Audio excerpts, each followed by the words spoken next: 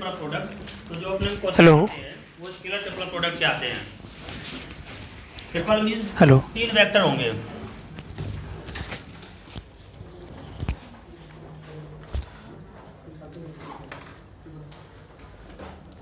ठीक है, तो ट्रिपल प्रोडक्ट में जो हम लोग पढ़ेंगे इसमें हम लोग 3 वेक्टर का कॉम्बिनेशन होगा। जैसे अभी 2 वेक्टर पढ़ते थे, A dot B scalar product बोला जाता था, A cross B vector product बोला जाता था।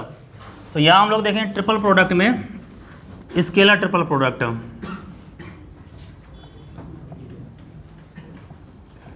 Scalar triple product.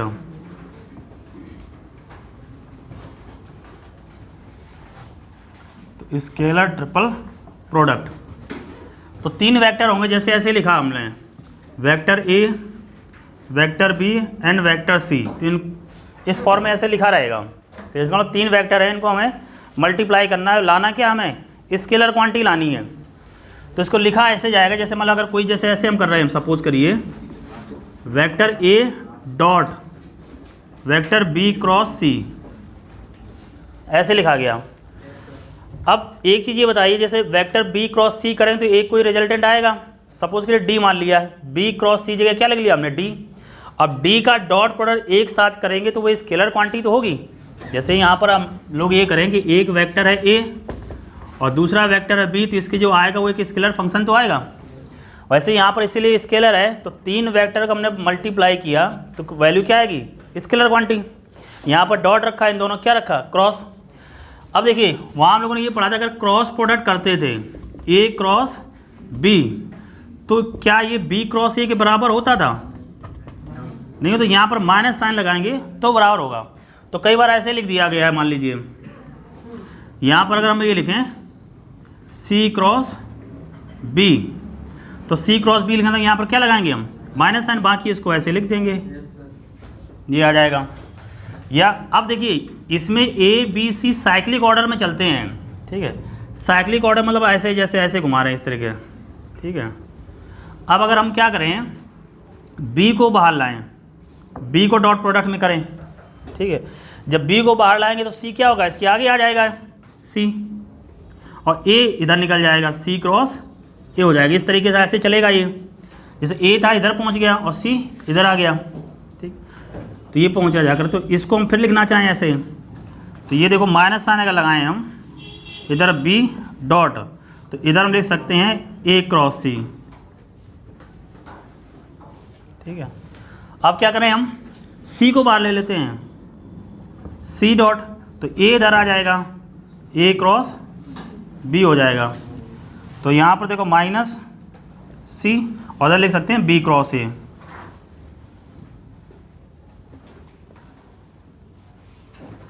तो पहला मतलब ये है कि जैसे ऐसे लिखा रहेगा, पूछ बताइए कौन सा सही है। तो सही मतलब ये है कि जैसे ए बी सी 3 वेक्टर लिखें तो इसे एंटी क्लॉकवाइज ऐसे में घूमना है, ठीक है। तो जैसे इसको ए को बाहर, बी को बाहर लाए तो ए चला जाएगा सी के बाद में, फिर हम सी को इधर ले आए तो ए के बाद में क्या जाएगा, बी। अगर इसको हम चेंज कर रहे हैं, बी क्रॉस सी की जगह कर रहे हैं सी क्रॉस बी, तो क्या लग जाएगा, माइनस साइन लग जाएगा। तो ये आपको क्रॉस प्रोडक्ट वाला पहले से कहानी पता है, बाकी बस इसको समझ लेंगे कैसे ऐसे हम लिखते हैं। तो स्केलर ट्रिपल प्रोडक्ट में ये रहेगा 3 वेक्टर का, लिख लेंगे इसको।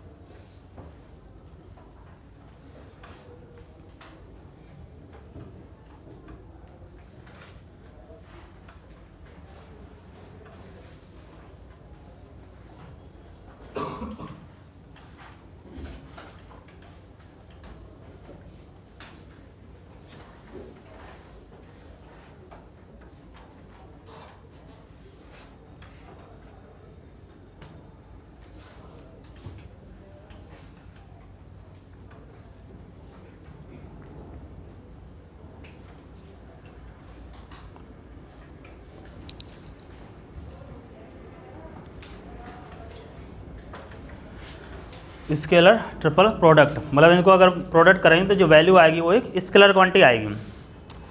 अब बात आएगी इसको हम कैसे सिंप्लीफाई करेंगे, ठीक है। जैसे क्रॉस प्रोडक्ट करना जानते थे ना, बस उसी तरीके से रहेगा, बस यहाँ पर जैसे करेंगे तो वो एक स्केलर फंक्शन आ जाएगा।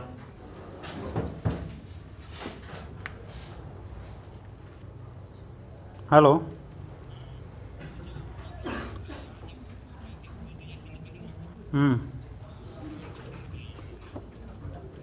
कहाँ,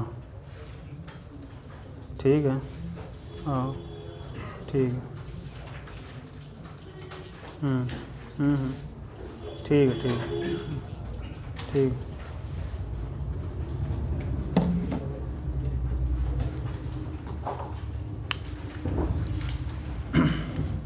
अब इसको कैसे सिंप्लीफाई करेंगे इसको देखते हैं।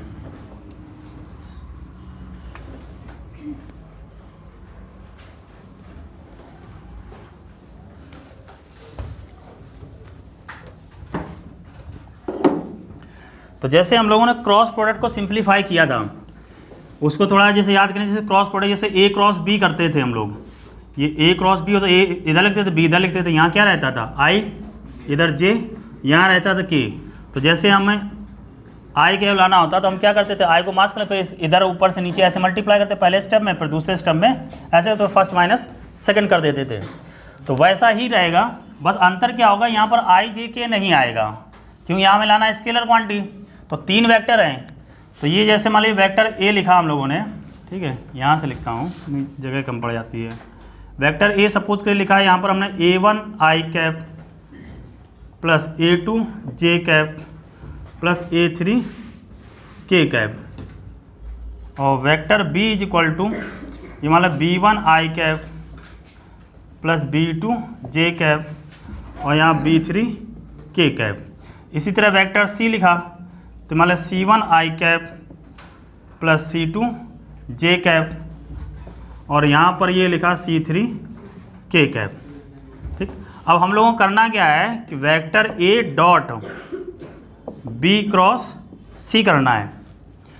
देखो जो पहले लिखा है उसको यहाँ लिख लेंगे, इसके जो कोऑर्डिनेट हैं जो मतलब दे रखे हैं इसके, तो A1 A2 एंड A3, ठीक। तो ये वेक्टर ए का है। अब यहाँ देखें वेक्टर बी का, और ये हो जाएगा वेक्टर सी का। वेक्टर बी का है B1 B2 and B3, vector C का है C1 C2 एंड C3। अब इसको हम लोग सिंप्लीफाई करेंगे,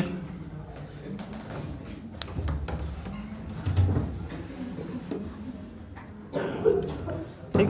अब इसको सिंप्लीफाई करेंगे तो उसी तरह करना है हम लोगों को, vector A dot B cross सी।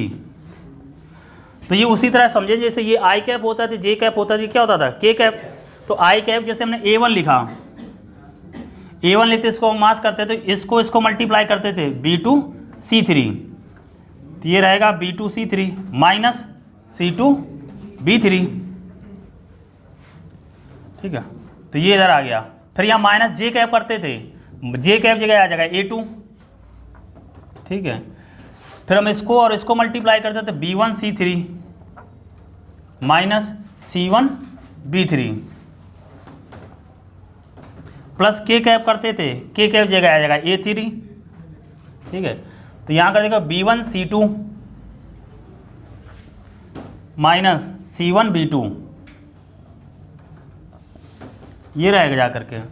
बस कोई अंतर नहीं है, जहाँ वहाँ आई जे और के होता था उसकी जगह इसके ये वैल्यू आ जाएगी A1 A2 एंड A3, बाकी सब कुछ वैसा ही रहेगा। लिख लो, फिर क्वेश्चन देखते हैं।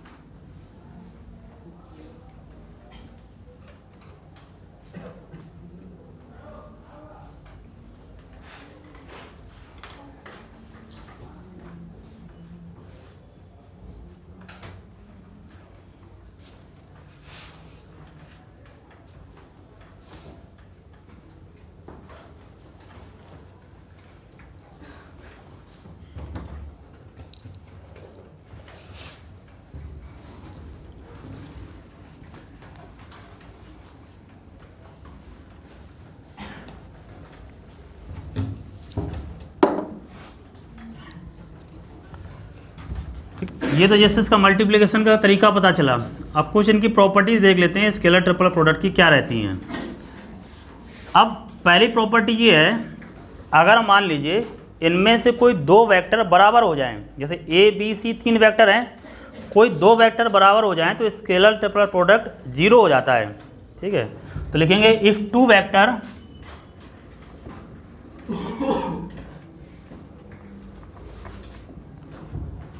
बिकम्स इक्वल, जैसे मान लीजिए ए और बी बराबर हो गए, तो ए जैसे ये लिखा रहा था, तो ए सी, तो इनका जो स्केलर ट्रिपल प्रोडक्ट करेंगे वो 0 हो जाएगा। अब देखिए ऐसा बहुत चमत्कार नहीं है, तो ऐसे समझ लीजिए किसी अब दो वेक्टर बराबर हैं, बराबर मतलब क्या होंगे, उनकी डायरेक्शन भी सेम होगी और मैग्नीट्यूड भी सेम होगा। अब हमें नहीं पता वो सेम प्लेन में है या नहीं है, लेकिन अगर दो वेक्टर बराबर है तो ऑब्वियस बात है दोनों सेम प्लेन में रहेंगे जा करके। अब ऐसे समझ लीजिए जैसे हमने ये दो फिंगर हैं, ठीक है, तो ये दोनों वेक्टर बराबर हैं, तो बराबर हो तो एक ही प्लेन में होंगे। ये मान लीजिए हमारा तीसरा वेक्टर है सी है, तो अगर मान लीजिए हमने बी क्रॉस सी किया, तो बी क्रॉस सी करेंगे तो इन दोनों वेक्टर के परपेंडिकुलर आएगा ना, तो ये सपोज कि इसके परपेंडिकुलर, सपोज कि इधर आ गया, ये कोई ऐसा हुआ। अब इसका इसके साथ डॉट प्रोडक्ट करेंगे तो परपेंडिकुलर का डॉट प्रोडक्ट कितना होता है 0। बस सिंपल सी बात यही कह रहा है, अगर दो वेक्टर बराबर हो जाएंगे तो उनका डॉट प्रोडक्ट कितना आ जाएगा 0। तो ये 0 आ जाएगा, कोई भी बराबर हो जाए ऐसा जरूरी नहीं है। जैसे ए और बी को बराबर किया, हम बी और सी को बराबर कर सकते हैं। कोई भी दो वेक्टर अगर बराबर हो जा रहे हैं तो उनका स्केलर ट्रिपल प्रोडक्ट 0 होगा, पहली प्रॉपर्टी। दूसरा देखिए, अगर मान लीजिए तीनों वेक्टर को प्लेनर हों, जैसे हमने ये कहा ये तीनों हमारी जब 3 वेक्टर हैं, ये कैसे हैं, एक ही प्लेन में हैं, अगर इनका स्केलर ट्रिपल प्रोडक्ट करें, मान लीजिए वेक्टर ए का डॉट रखा और बी क्रॉस सी किया, तो बी क्रॉस सी जो आता है हम लोग ये जानते हैं क्रॉस प्रोडक्ट दोनों वेक्टर के प्लेन के परपेंडिकुलर होता है, तो इनका तो हो गया परपेंडिकुलर। अब इसका इसके साथ करेंगे हम डॉट प्रोडक्ट, कितना आ जाएगा 0। दो वेक्टर जो एक दूसरे के परपेंडिकुलर है उनका डॉट प्रोडक्ट 0 होता है। तो अगर तीनों वेक्टर को प्लेनर होंगे तो स्केलर ट्रिपल प्रोडक्ट 0 आएगा। तो इसमें लिखेंगे सेकंड पॉइंट में, if all the three vectors are coplanar, if all the three vectors are coplanars, then scalar triple product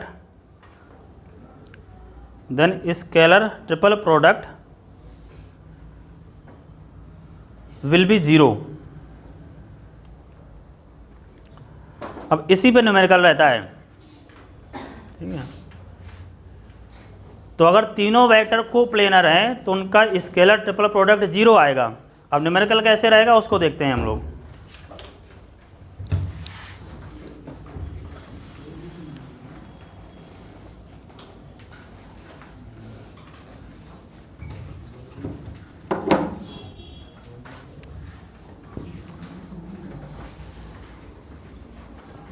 मान लीजिए vector A is equal to लिखा है 2i cap plus j cap plus k cap. और vector B is equal to लिखा i cap plus 2j cap plus 2k cap, और vector C is equal to लिख रखा है alpha i cap plus j cap plus 3k cap. तो इसमें कह रहा है इफ़ दीज आर कोप्लेनर, अगर ये तीनों वेक्टर कोप्लेनर हों, देन वैल्यू ऑफ अल्फा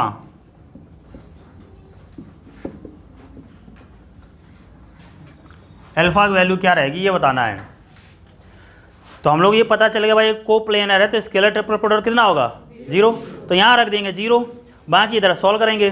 जैसे क्वेश्चन हमने किया था ना कि दो वेक्टर परपेंडिकुलर थे, उनका डॉट प्रोडक्ट 0 किया था, वैल्यू हमने अननोन की वैल्यू निकाली थी ना, उसी तरीके से आप इनको जैसा लिखा लिख दीजिए और इसके बराबर कितना कर देंगे हम 0।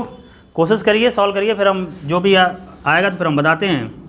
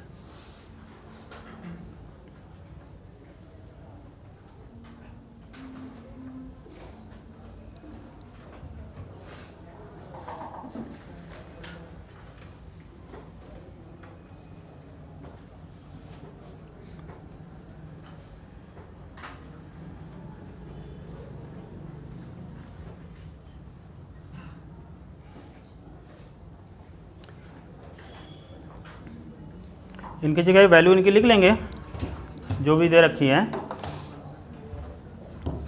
जैसे ए, तो A1 की वैल्यू यहाँ पर कितनी हो जाएगी, ये 2, इधर हो जाएगी 1 और इधर हो जाएगी 1। बी की बात करें यहाँ कितनी है 1, यहाँ 2 है और यहाँ भी 2 है। इसकी बात करें तो ये अल्फ़ा है, ये वैल्यू 1 है, कट जा रहा है, अच्छा कोई बात नहीं, तो कट जाएगा तो 0 आ जाएगा फिर, है कि नहीं। चलो देखते हैं, ऐसा नहीं हो, जो भी आएगा उसके साथ देखते हैं। अब यहाँ पे जैसे करते हैं A1 वैल्यू 2 दे रखी है, ठीक है। B2 मतलब 2 है, B2 C3 तो 2 × 3 कितना आ जाएगा 6, माइनस C2 B3 तो 1 × 2 2 हो जाएगा, माइनस में क्या लिख रखा है A2 की वैल्यू ये है 1 हो गया, ठीक। क्या रहेगा B1 C3 तो B1 C3 1 × 3 3 हो गया, माइनस C1 B3 तो 1 ये अल्फ़ा × 2 तो 2 अल्फ़ा रहेगा, प्लस A3 मतलब 1, ये है B1 C2 तो B1 C2 1 × 1 1 हो गया, माइनस 2 अल्फ़ा। अब ये वैल्यू इधर कितनी आनी चाहिए 0, अगर कोप्लेनर है तो सिंप्लीफाई करते हैं तो 6 - 2 हो जाएगा 4, तो ये रहेगा 4, माइनस अंदर ले जाएंगे तो माइनस हो जाएगा 3, ये माइनस हो जाएगा 2 अल्फ़ा, ठीक है, प्लस 1 माइनस 2 अल्फ़ा। अच्छा ये बात हो गई, कैंसिल आउट हो गया ये, ठीक है। तो कैंसिल आउट हो गया तो कोई एक ऐसा करते हैं ना, किसी की वैल्यू चेंज कर लेते हैं, हाँ तो कोई बात नहीं, किसी की भी वैल्यू बदल लेते हैं, मान लो इसी को बदल लेते हैं, यहाँ पर हम कर देते हैं -k कर देते हैं, मतलब यहाँ अगर -k कर दें तो -k करने पर यहाँ पर वैल्यू क्या हो जाएगी, एक स्टेप आसानी से कर लेते हैं। जैसे यहाँ क्या आ जाएगा, माइनस आ जाएगा, ये -1 इधर कितना हो जाएगा, प्लस का ये हो जाएगा ना। यहाँ पर उन्होंने माइनस के कर दिया, -A3 की वैल्यू माइनस हो गई, तो यहाँ A3 लिखा है वो -1 आ जाएगा, ये जगह -1 माइनस हो जाएगा प्लस, तो इधर आ गया 8 -3 + 4 अल्फा -1। देखो -4 और प्लस का 8 कितना आ जाएगा, प्लस का 4 है कि नहीं। ये यहाँ पर 2 अल्फा रखेंगे ना, -3 + 4 अल्फा माइनस का 1, तो -4 और प्लस का 8, तो ये रखा +4 + 4 अल्फा, तो देखो 4 अल्फा इज इक्वल टू आ गया -4, तो अल्फा की वैल्यू कितनी आ जाएगी, -1, ये हो जाए।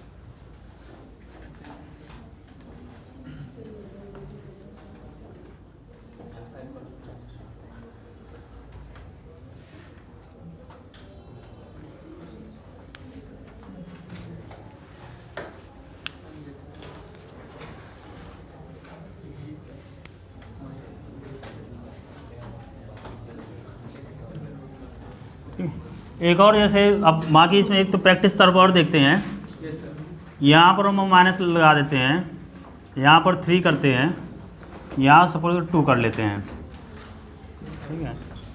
अब वही अल्फा की वैल्यू निकालनी है, ठीक है। ये 2, बाकी यहाँ पर ये माइनस लग गया A2 की जगह, और आई की जो वैल्यू थी यहाँ पर ये 3 हो गई, ठीक है, और यहाँ पर ये 2 हो गया। अब बताइए कितना हो जाएगा,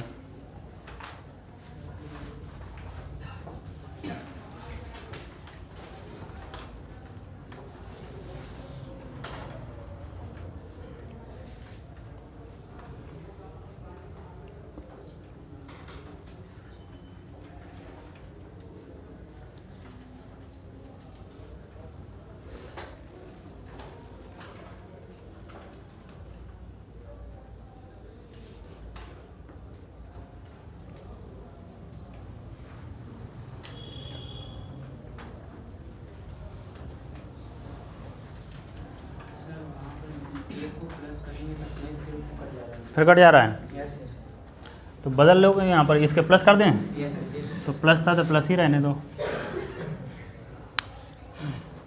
तो प्लस था तो प्लस ही, यहाँ पर 1 था तो 1 ही रहने दो। अब यहाँ देखते हैं, तो ये तो 2 था, ये प्लस था, ये -1 था, आई जगह 3 किया, ठीक है, ये 2 था, ये 2 था, अल्फा है, ये 2 हो जाएगा, ठीक। अब इसको सिंप्लीफाई करते हैं, तो A1 तो ये 2 रहा, ठीक है, B2C3 तो 2 × 3 ये तो सही है 6 -C2B3, सर के को प्लस कीजिए, जे को नहीं कीजिए, फिर कट जाएगा, के को प्लस करेंगे तब जे माइनस ही रहेगा। अरे तो वैल्यू कहीं बढ़ा लेते हैं, नहीं सर, जे को माइनस फिर के को प्लस करेंगे, तो फिर बात तो वही हो गई, नहीं जे को माइनस के को प्लस। यस। अरे यार, अब यही होता है कि अगर जनरल क्वेश्चन में, तो यहाँ की चेंज कर दो, इसको माइनस कर लो,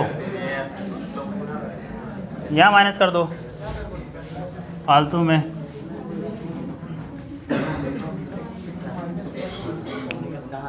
कुछ ना कुछ वैल्यू बदल दीजिए। चलिए देखते हैं। अब जैसे A1 को यहाँ रखा हमने 2, लिख रखा B2C3 2 × 3 मतलब 6 हो गया, -C2B3 2 और 2 कितना हो जाएगा, -4, और माइनस पहले से लगा हुआ, माइनस क्या हो जाएगा, प्लस, तो ये आ जाएगा प्लस का 4, ठीक है। नेक्स्ट आ जाएगा -A2 की वैल्यू 1 दे रही है तो -1 हो गया। B1C3 तो B1C3 3 × 3 कितना हो जाएगा, 9, ठीक है ना, 3 × 3 9 होगा B1C3। -C1B3 तो ये अल्फा है, कितना है -2 है, तो -2 अल्फा और माइनस माइनस क्या हो जाएगा प्लस। फिर आ जाएगा A3 की वैल्यू -1 है। B1C2 तो B1 ये है ना B1, ये 3 और 2 कितना आ जाएगा 6।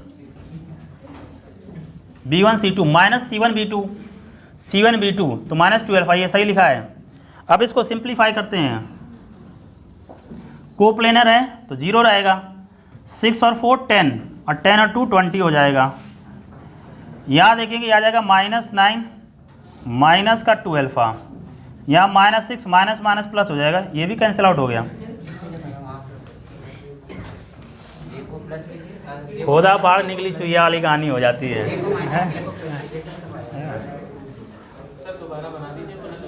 हाँ कन्फ्यूजन हो जाएगा, फिर से लिख लेते हैं, उसी में दर दर करते रहेंगे तो फिर वो नहीं बनता है।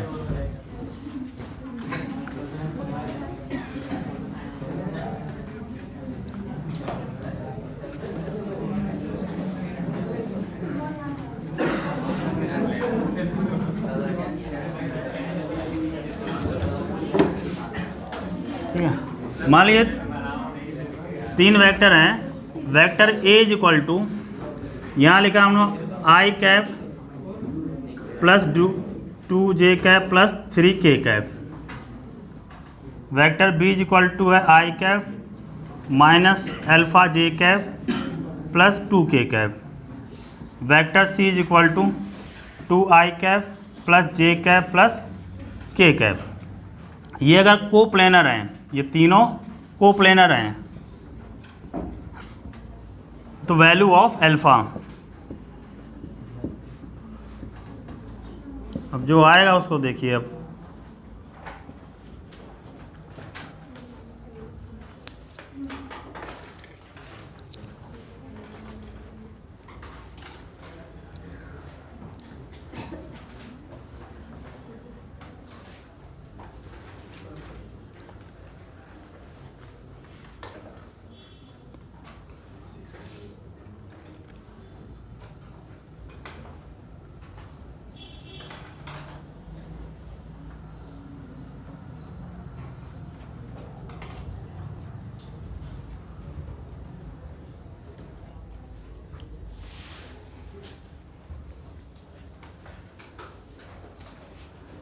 अभी माइनस हो रहा है, कैसे कट जा रहा है, अब नहीं होना चाहिए। अब तुक्का हर बार वैसे थोड़े नहीं बढ़ जाएगा।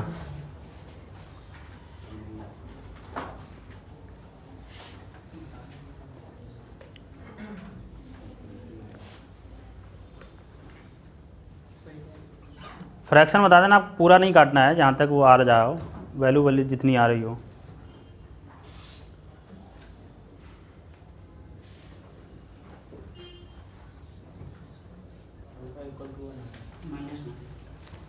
चलो एक 1 लिख देते हैं, एक -1 लिख देते हैं, 2 ऑप्शन हो गए।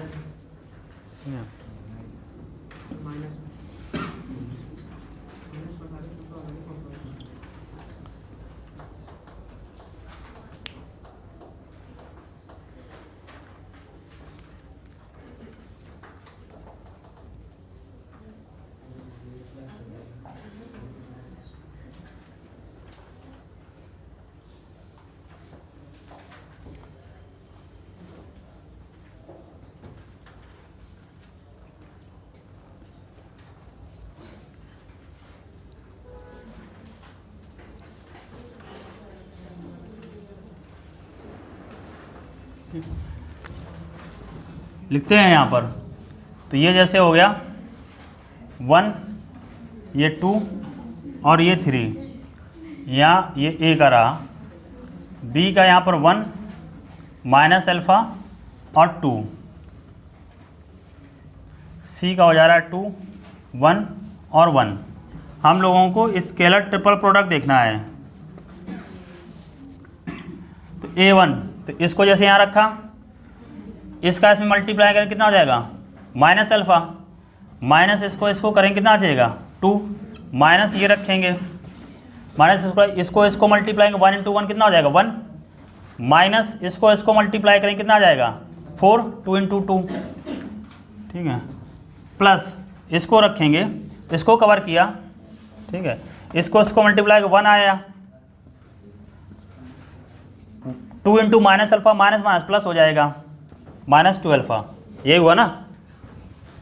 अब ये कोप्लेनर है तो 0 आ जाना चाहिए, सिंप्लीफाई करते हैं, देखो माइनस अल्फा रहा, ये -2 रहा, ये अंदर जाएगा, प्लस का 1 है, -4 -3 बचेगा, -3 और -2 कितना हो जाएगा, प्लस का 6, अंदर ले जाएंगे, ये आ जाएगा प्लस का 3 और प्लस का 6 अल्फा, 0। यहाँ देखते हैं 6 और 3 9, 9 में से 2 जाएगा, कितना बचेगा, प्लस का 7, ये अल्फा है और ये 6 अल्फा है, कितना आ जाएगा, 7 अल्फा। तो यहाँ देखो 7 अल्फा इज इक्वल टू आ रहा -7, तो अल्फा इज इक्वल टू कितना हो जाएगा, -1। तो सही बताया, -1 जो।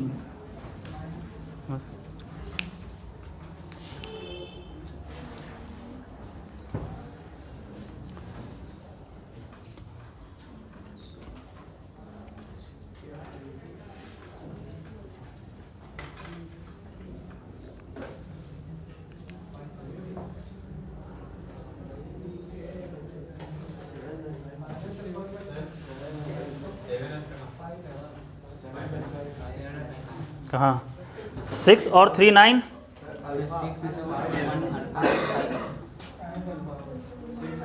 अच्छा ये माइनस में आया, सही कहा।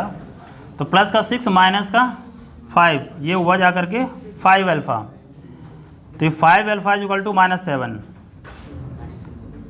हाँ, तो कोई ऑप्शन नहीं आया, -7/5। तो एक और बढ़ाएंगे,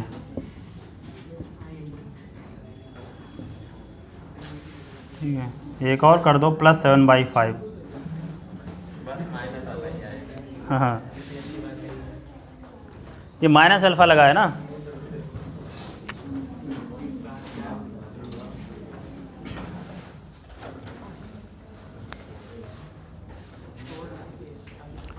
मतलब -1.4।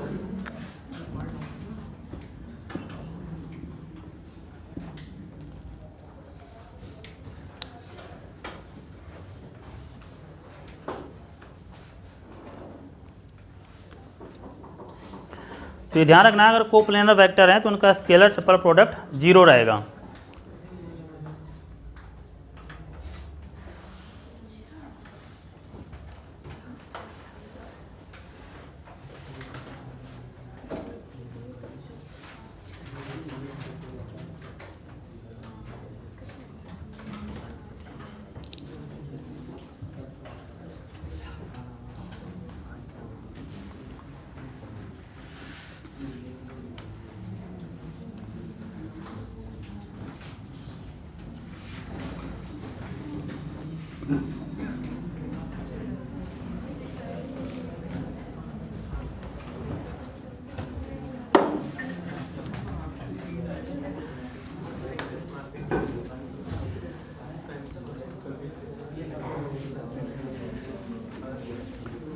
लिख गया?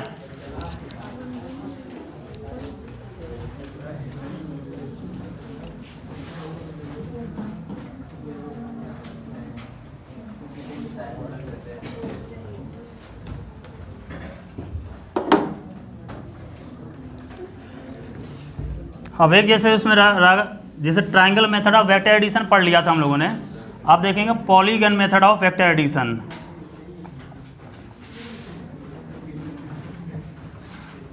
मेथड ऑफ वेक्टर एडिशन,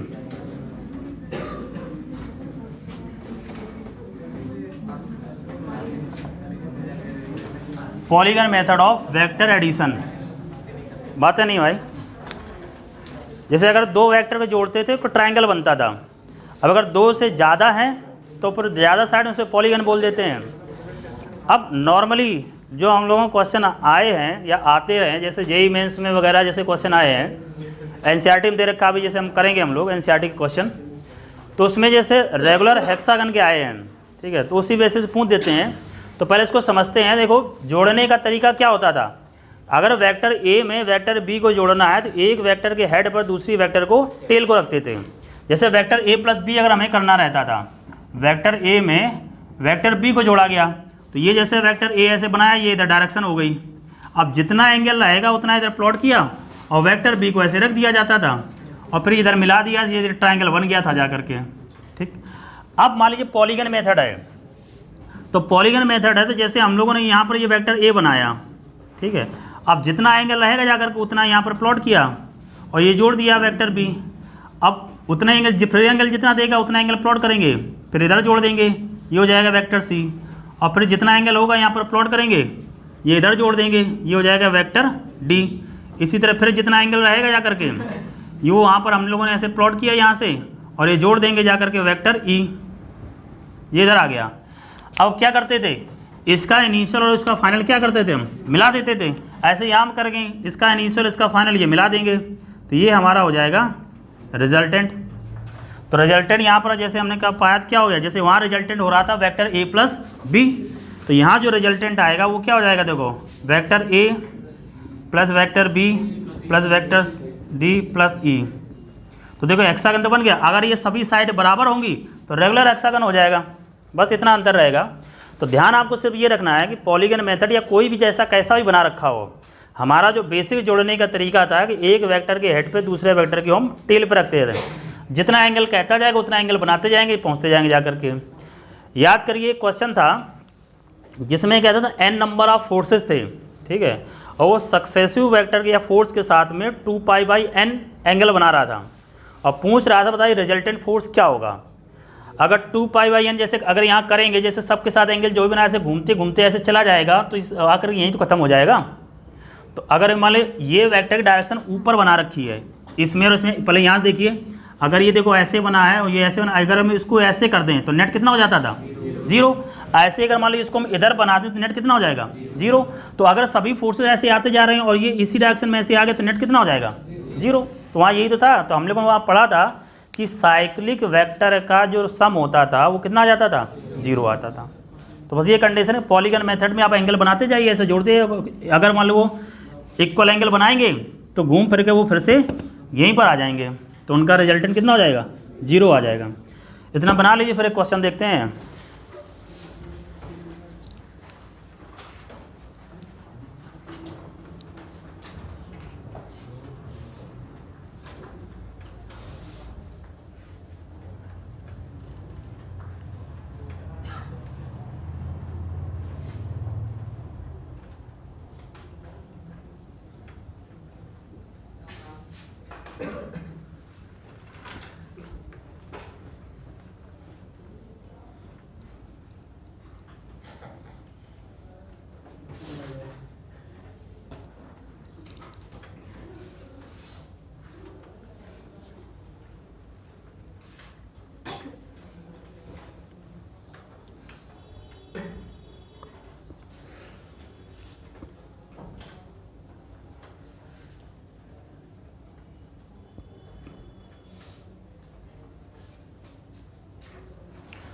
ऐसे बताना, वेक्टर ए ऐसे डायरेक्शन बनाते चले जाना है। ये इस वेक्टर डायरेक्शन इधर है, ये इधर है, ये इधर है, और ये जितना एंगल इधर आ रहा है थीटा थीटा, ये उतना एंगल पर इसे जोड़ते चले जा रहे हैं।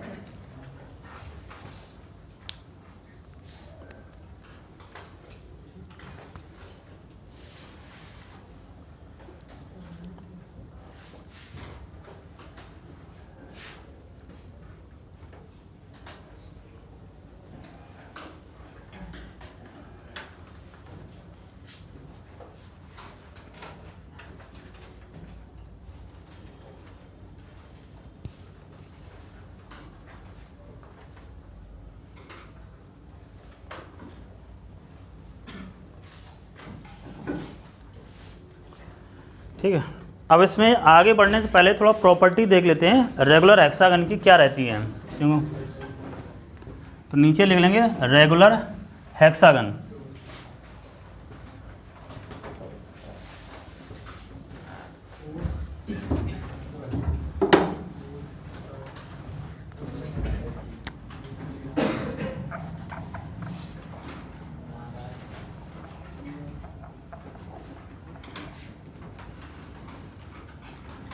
रेगुलर हेक्सागन में सभी साइड इसकी इक्वल होंगी।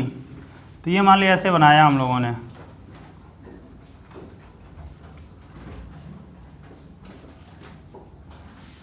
ठीक है।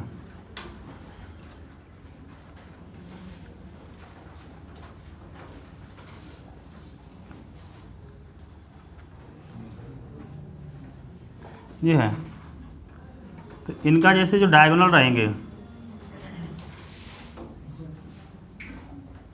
तो अगर हम इसको ये माने कि ये साइड अगर ए है, ये ओ है, तो ये साइड भी कितनी रहेगी, ए रहेगी। मतलब डायगोनल का हाफ रहता है वो इसकी साइड के बराबर रहता है। तो यहाँ से यहाँ तक देखें तो साइड का कितना हो जाएगा, डबल। और इधर जो एंगल रहता है ये कितना होता है, 60 डिग्री। ऐसे 60 डिग्री 60 घूमता जाएगा, वापस फिर से वहीं पर आ जाएगा।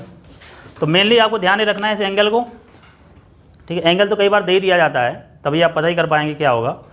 बस ध्यान ही रखना है इसकी जो साइड है ये इसके सेंटर से और कॉर्नर तक की जो डिस्टेंस होती है इसके साइड के बराबर रहती है। इतना बना लेंगे, फिर क्वेश्चन देखते हैं। अब जैसे एनसीईआरटी में ही का एक क्वेश्चन है, पहले उसको करते हैं।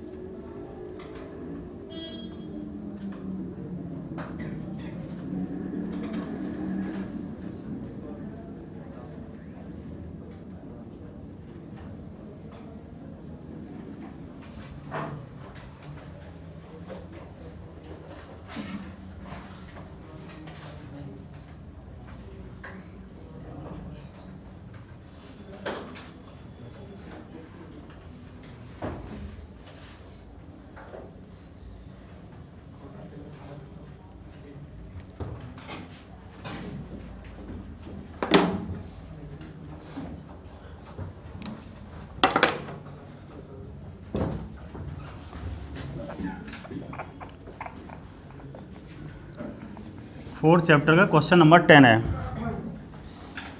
लिखा है on an open ground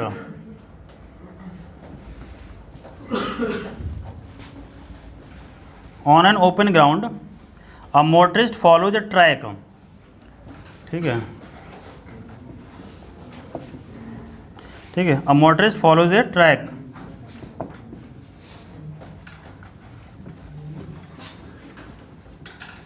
follow the track that turns to his left, that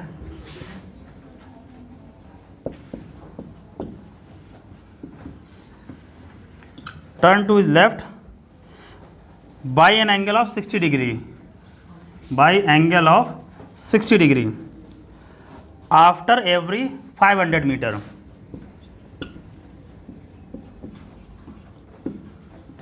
her 500 metre के बाद 60 डिग्री पर ये लेफ्ट की तरफ मुड़ जा रहा है, ऐसा ट्रैक है। तो starting from A given turn specify the displacement of the motorist. तो बताना है हम लोगों को डिस्प्लेसमेंट। अब देखो डिस्प्लेसमेंट एक वेक्टर क्वांटिटी है और डिस्प्लेसमेंट होता है minimum distance between initial and final. तो डिस्प्लेसमेंट बताना है at the third, sixth and eighth turn, third, sixth and 8 turn, ये दे रखा है। और टोटल पाथ लेंथ भी बताना, मतलब डिस्टेंस बतानी है। तो डिस्टेंस तो आसान काम रहता है, जिस रास्ते से हम चल रहे होंगे उसी रास्ते को हम जोड़ते चले जाएंगे, तो वो डिस्टेंस हो जाएगी।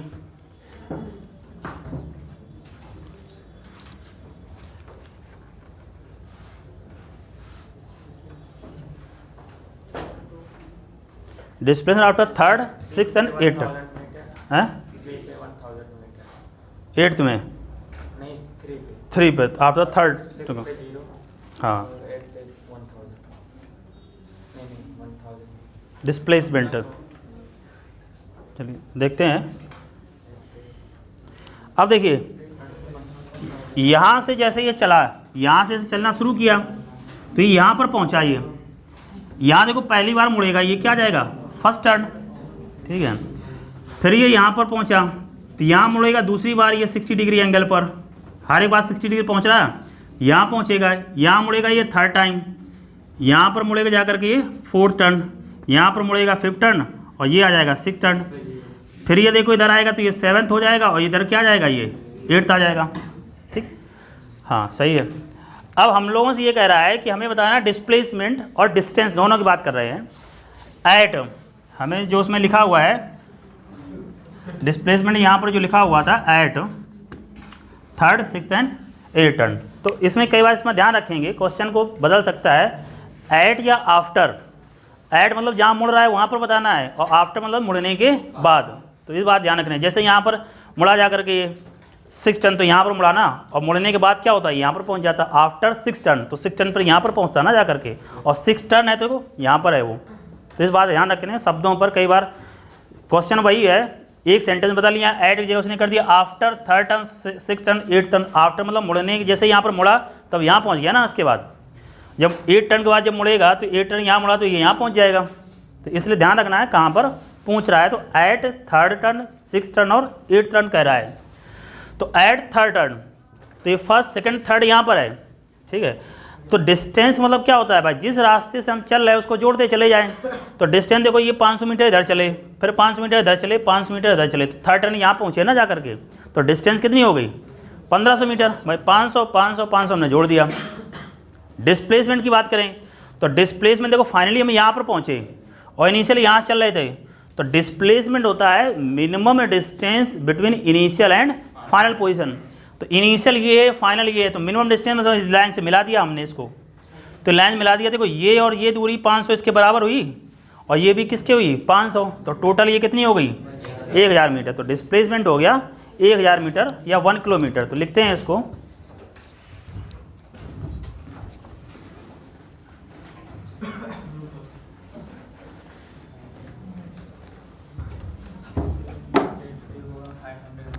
हाँ सही बात है। हाँ, तो एट 3rd टर्न, तो पहले हम बात करते हैं डिस्प्लेसमेंट की। तो डिस्प्लेसमेंट ये मिनिमम डिस्टेंस, ये 500 + 500 हो गया 1000 मीटर। डिस्टेंस की बात करें तो डिस्टेंस हो गया 1500 मीटर। अब देखते हैं एट 6 टर्न, तो पहले डिस्प्लेसमेंट की बात करते हैं। तो डिस्प्लेसमेंट अगर जहाँ से चले थे वहीं पर आ गए तो कितना हो जाएगा 0। बस 6 टर्न यहीं चले थे, यहीं पर पहुँच गए तो 0 हो गया। डिस्टेंस की बात करें, हाँ तो डिस्टेंस कितना चले 500 ये चले, 500 ये, तो 1 2 3 4 5 6, तो 6 × 500 कितना आ जाएगा 3000 मीटर, है कि नहीं। तो ये डिस्टेंस आ जाएगी 3000 मीटर। एट 8 टर्न,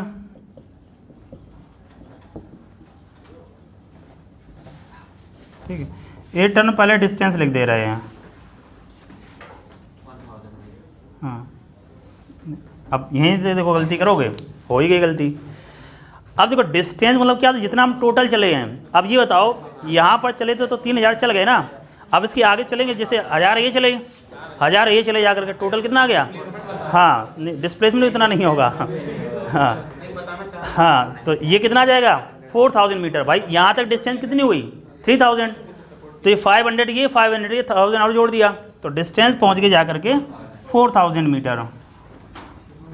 अब बात आ रही है डिस्प्लेसमेंट की।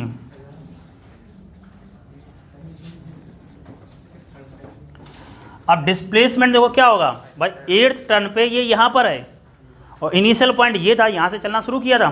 ठीक है, तो इनिशियल और फाइनल इसको मिलाएंगे हम लोग, ये वैल्यू निकालनी है हम लोगों को। ठीक है, अब आसान तरीका देखो निकालने क्या हो सकता है।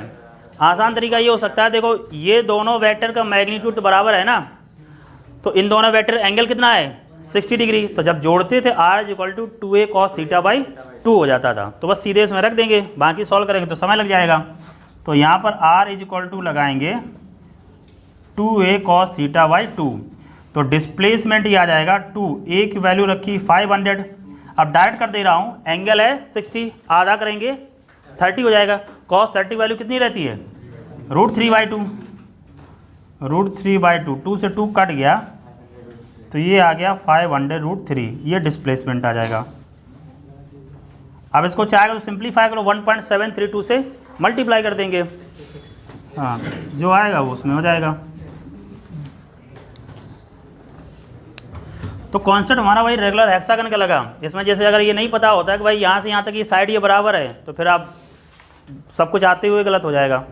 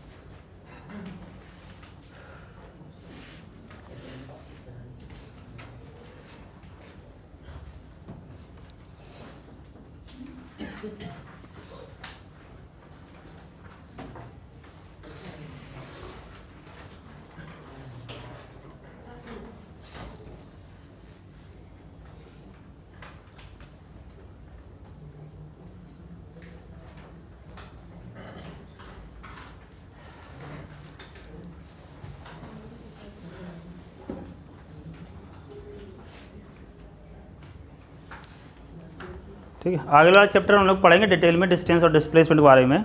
अभी से डिस्प्लेसमेंट क्या होता है, minimum distance between initial and final position.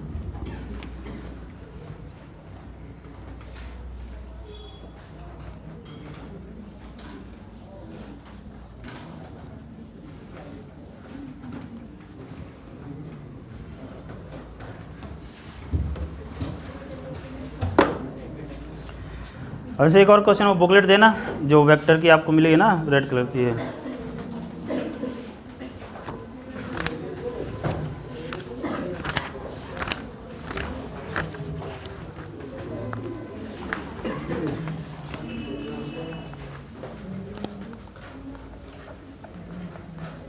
Page 20 पे क्वेश्चन नंबर 21 लिख रखा है ABCDEF is a regular hexagon.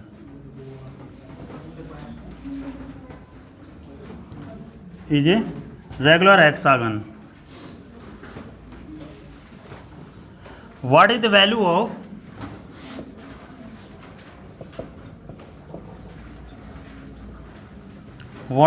of ये लिख रखा है, यहाँ लिखता हूँ AB, हाँ AC plus AD plus AE plus AF, O is the centre of the hexagon, ये लिख रखा है। तो ऑप्शन में जैसे कह रहा है 0 2 2AO 4AO और 4 में कह रहा है 6AO। इसमें से क्या रहेगा ये बताना है। ABCDEF ये जो है एक रेगुलर हेक्सागन है, तो यहाँ इसे साफ करता हूँ।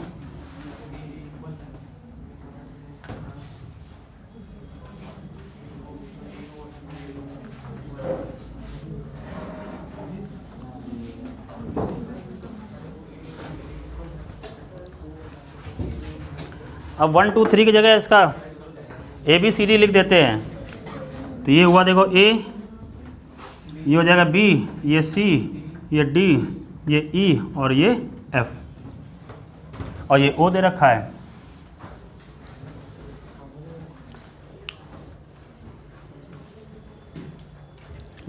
तो हमें इसको बताना है, जो हमें आंसर लाना है वो AO के टर्म में लाना है।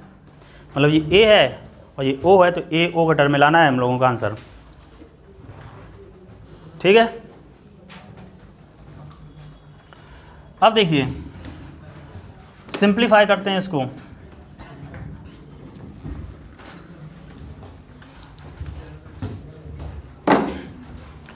अब देखो ए बी को लिखना है हमें ए ओ के टर्म में।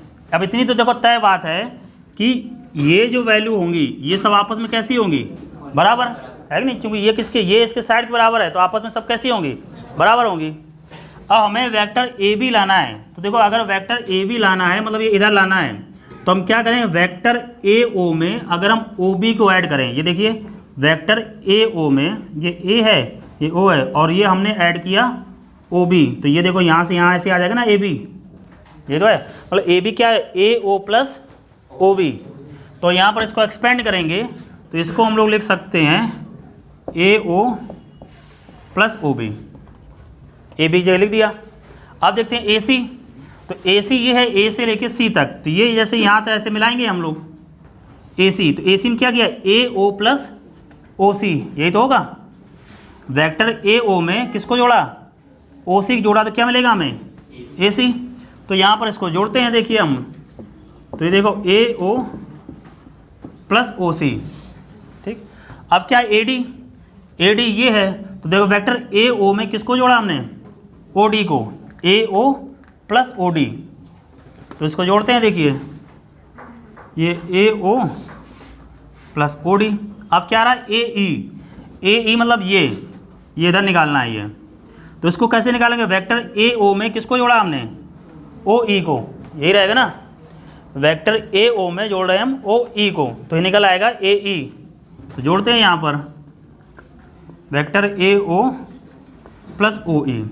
अब वेक्टर ए एफ है, वेक्टर ए एफ ये इधर आ रहा है, तो हम क्या करें, ए ओ में जोड़ दिया हमने किसको, वेक्टर ओ एफ को, तो ये देखिए रहा वेक्टर ए ओ में जोड़ दिया ओ एफ को, ये निकल गया। अब देखो देखते हैं यहाँ पर ए ओ लाना है, तो ए ओ ए यहाँ पर है, ये 2 हुआ, 3 हुआ, 4 और 5, तो ये देखो हो गया 5AO। अब देखिए यहाँ से अगर देखें, देखो ओ बी की डायरेक्शन इधर है और ओ ई की डायरेक्शन इधर है, एक दूसरे के इक्वल एंड अपोजिट, तो कैंसिल आउट हो जाएंगे, तो ओ बी को कैंसिल कर देंगे ओ ई से, ओ बी ये लिखा है और ओ ई ये लिखा है। फिर ये देखिए ओ सी की वैल्यू इधर है और ओ एफ की वैल्यू इधर है, इक्वल एंड अपोजिट, तो ओ सी को ओ एफ से कैंसिल कर दिया। अब देखिए ये जो ए ओ है और जो ओ डी है, तो ये देखो मैग्नीट्यूड भी सेम, डायरेक्शन भी सेम, इसका मतलब कैसे होगा, ये इक्वल वेक्टर, तो हम ओ डी की जगह क्या ले सकते हैं, ए ओ, तो ये यही बच रहा है, बाकी सब कैंसिल आउट हो गया, ये ओ डी बच रहा है, तो प्लस यहाँ लिख दे रहे हैं ओ डी, तो यहाँ देखिए क्या आ जाएगा 5AO, ओ डी जगह लिख देंगे ए ओ, तो ये वैल्यू अपनी हो जाएगी 6AO, तो यही आंसर हो जाएगा।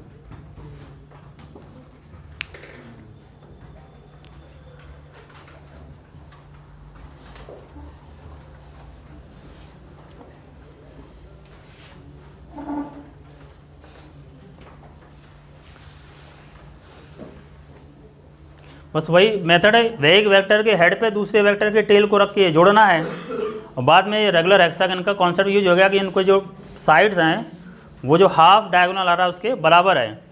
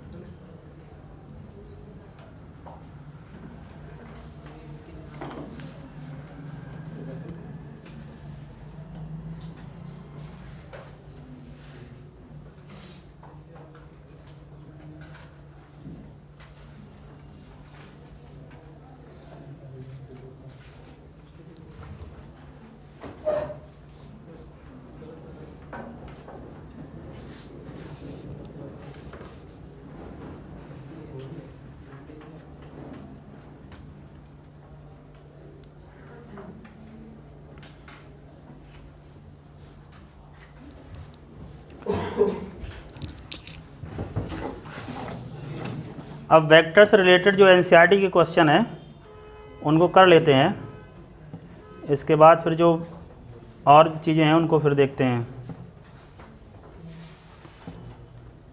एनसीईआरटी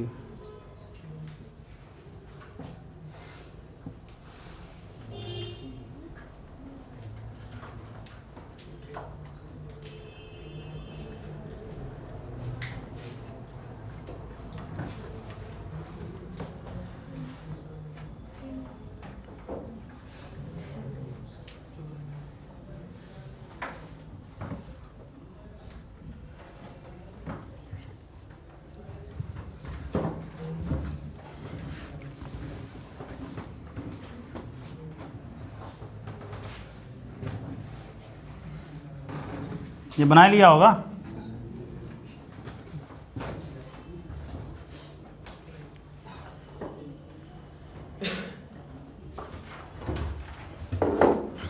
तो एनसीईआरटी सॉल्व कर लेते हैं जो भी वेक्टर से रिलेटेड है।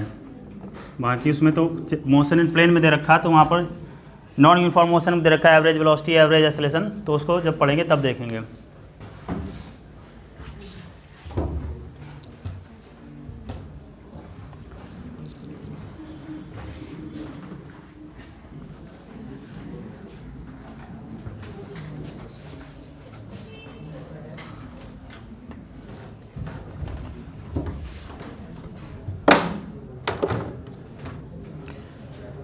अब जैसे कुछ क्वेश्चन तो ऐसे हैं, आपको इसमें पता करना है कौन वेक्टर कौन है स्केलर, तो उसमें बहुत ज़्यादा टेंशन नहीं लेने, धीरे धीरे आप पढ़ोगे अपने आप पता चल जाएगा कौन सा वेक्टर कौन सा स्केलर, तो वो फाइंड आउट करने से कोई फ़ायदा नहीं है।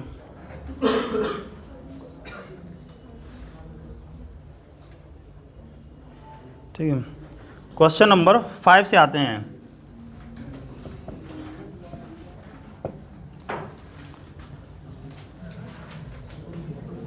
अब बाकी इसके पहले दे रखा है, इसमें pick out the scalar quantity, pick out the vector quantity, फिर स्टेट बचा द फॉलोइंग इज, मतलब कौन सा पॉसिबल है, मीनिंगफुल है या मीनिंगफुल नहीं है।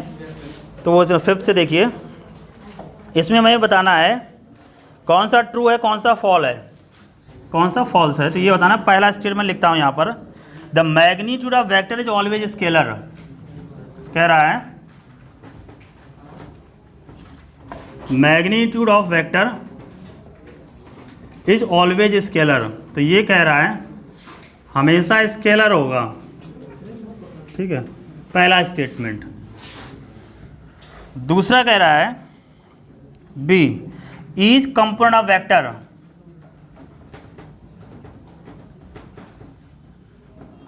Each component of vector is always scalar, is always scalar. ठीक है, सी, चलो लिख देते हैं, हालांकि डिस्टेंस है, कह रहा है total path length,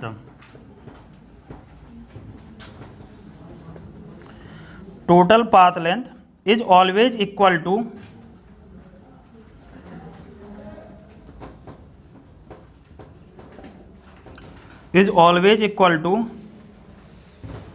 the magnitude of displacement,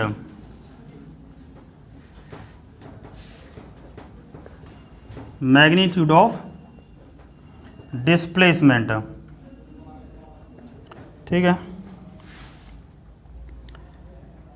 vector of a particle, displacement vector of a particle. ठीक, D,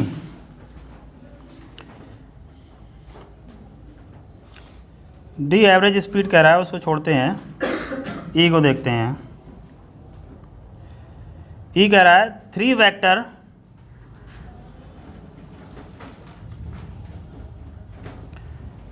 not lying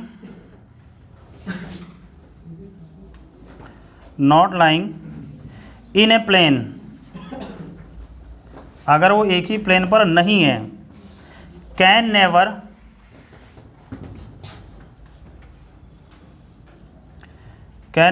add up to give a null vector.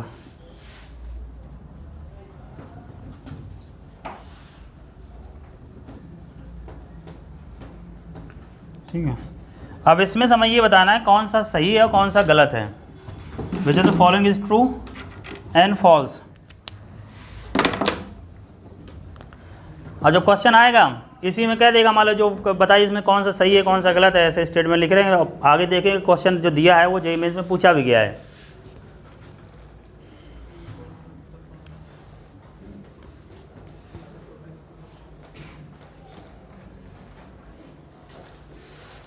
ठीक है, तो पहला देखते हैं। लिखा magnitude of vector is always scalar.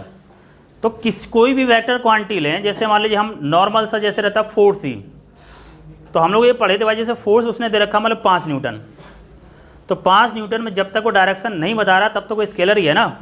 तो कोई भी वेक्टर क्वांटिटी हो अगर उसका मैग्नीट्यूड लिखा तो वो स्केलर ही होगा, ठीक है, जब तक उसको डायरेक्शन को स्पेसिफाई नहीं कर रहे हैं। तो ये सही है, मैग्नीट्यूड जो रहेगा हमेशा क्या रहेगा, स्केलर क्वांटिटी रहेगी, ट्रू है। Second option, each component vector is always scalar. कह रहा है किसी वेक्टर का जो कंपोनेंट होगा स्केलर होगा। तो ऐसे कैसे बात हो जाएगी, वेक्टर का कंपोनेंट वेक्टर ही तो आएगा, स्केलर थोड़ी ना हो जाएगा, ठीक है। तो ये कैसा हो जाएगा, फॉल्स हो जाएगा।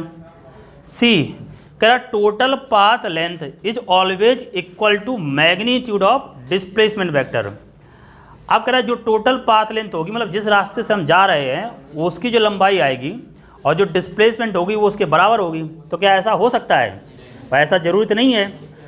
हाँ, तो जैसे मान लीजिए अगर स्ट्रेट लाइन चल रहे हैं हम ए से लेकर के बी तक गए, तो जो डिस्टेंस है वही क्या है, डिस्प्लेसमेंट। लेकिन मान लीजिए हम ऐसे जा रहे हैं, तो देखो डिस्टेंस तो इस रास्ते से ये हो गई, लेकिन डिस्प्लेसमेंट तो ये हुआ ना। तो जो डिस्टेंस होगी वो डिस्प्लेसमेंट के इस केस में बराबर हो सकती है, लेकिन यहाँ पर डिस्टेंस क्या है, डिस्प्लेसमेंट से ज़्यादा है। डिस्टेंस कभी भी डिस्प्लेसमेंट से कम नहीं हो सकती है, ये आगे हम लोग पढ़ेंगे। तो मैक्सिमम क्या हो सकता है, डिस्प्लेसमेंट डिस्टेंस के बराबर हो सकता है। कब, जब पार्टिकल या बॉडी एक सीधी रेखा में चल रहा हो, स्ट्रेट लाइन में चल रहा हो। इसमें कह रहा है टोटल पाथ लेंथ ऑलवेज, इस शब्द को देखिए, हमेशा कह रहा है always equal to the magnitude of displacement. जबकि बराबर कब है, एक पर्टिकुलर कंडीशन पे है, जब वो एक सीधी रेखा में चल रहा हो, मतलब स्ट्रेट लाइन में चल रहा हो, ठीक है। तो ऑलवेज नहीं होना चाहिए। अगर यही लिखा होता मे बी, मतलब अगर ऐसी मतलब कोई प्रोबेबिलिटी जाहिर करता कि हाँ ऐसा हो सकता है तो सही हो जाता, ठीक है। इसलिए ये गलत हो जाएगा। ध्यान रखना है, कई बार स्टेटमेंट तुम सोच लो कि ऐसा हो तो गलत हो जाएगा। शब्दों में ध्यान रखना, कह रहा है ऑलवेज, ऑलवेज की जगह मे भी लिखता तो सही हो जाता। लास्ट देखते हैं फोर्थ, लिखा 3 vector not lying in a plane. अगर 3 वेक्टर एक ही प्लेन में नहीं है, ठीक है, कैन नेवर एड अप, तो उनको जोड़ने पर कभी भी नल वेक्टर नहीं मिलेगा। तो हम लोग पढ़े थे कि मिनिमम नंबर ऑफ जो वेक्टर चाहिए एक ही प्लेन में जिसका उनका सम 0 है, कितने होने थे, 3। तो एक ही प्लेन में को प्लेनर वेक्टर मिनिमम कितने होने चाहिए, 3। और वो कह रहा है कि 3 वेक्टर जो एक ही प्लेन में नहीं है तो इनका सम करने पर 0 नहीं मिलेगा। नल वेक्टर मतलब क्या हुआ, 0 वेक्टर। तो ये सही कह रहा है, तो ये ट्रू हो जाएगा। तो ये ध्यान रखना है आपको। तो उन शब्दों पे ध्यान देना है कि क्या, अगर ये इसमें अगर कह दिया होता कि 4, जैसे 3 वेक्टर, ये तो चलो सही है। अगर कहता था 4 वेक्टर, ठीक है, not lying in a plane, तो अगर एक ही प्लेन में नहीं है तो 4 वेक्टर हैं, तो उनका तो ऐड करने पर सम 0 आ सकता है कि नहीं, मे भी 0। तो वो ध्यान रखना है शब्दों पे कि क्या कह रहा है। तो यही है, तो इसमें दे रखा है। तो जैसे पहला क्वेश्चन देगा एनसीईआरटी पे, तो उसमें लिख लेना है ऐसे ट्रू और फॉल्स। नेक्स्ट देखते हैं,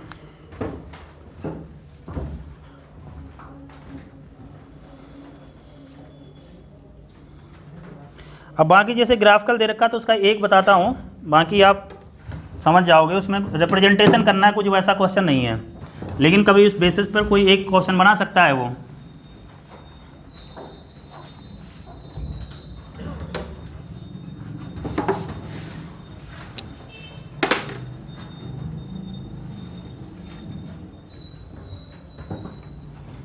क्वेश्चन नंबर 4.6 एक बता दे रहा हूँ।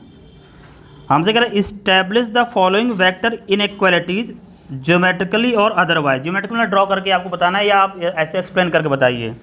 पहली कंडीशन उन्होंने ये दे रखी है कि सॉलिड जैसे इसने बना रखा, मतलब वो वेक्टर है, तो vector A plus vector B का जो मैग्नीट्यूड आ रहा है वो लेस देन है, इक्वल टू है वेक्टर ए के मैग्नीट्यूड से प्लस वेक्टर बी के मैग्नीट्यूड से। तो आपको ये बताना है ये जो इनइक्वालिटीज़ दे रखी है ये ऐसा कब होगा, आपको एक्सप्लेन करना है। ठीक है, ऐसे उन्होंने बाकी दे रखे हैं। देखिए इसका क्या मतलब है, जो वेक्टर a प्लस बी का जो रिजल्टेंट आएगा, मतलब r जो वैल्यू आती थी, r क्या होती है √a² plus b² plus 2ab cos theta.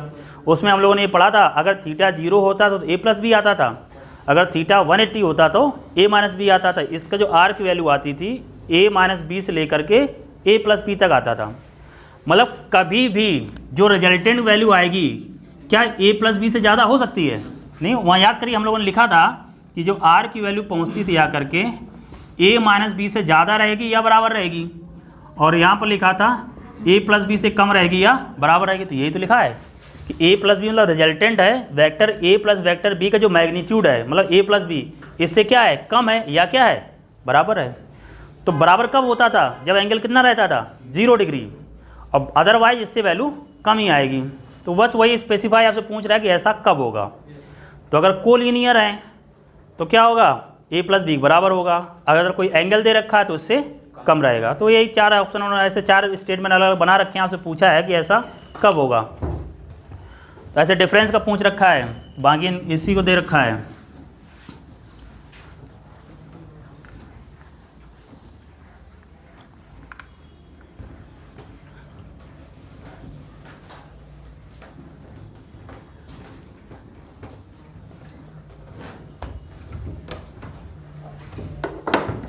ठीक है, नेक्स्ट देखते हैं।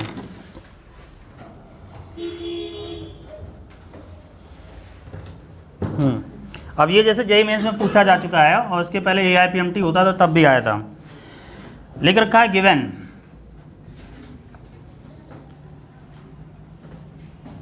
Vector a plus vector b plus vector c plus vector d is equal to 0।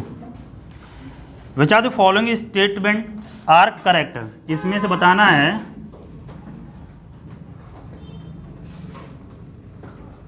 Which are the following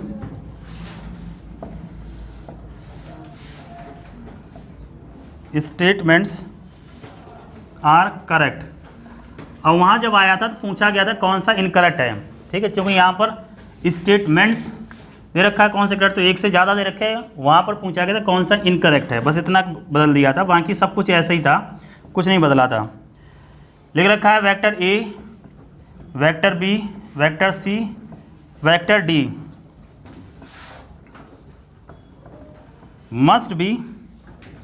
must each be a null vector.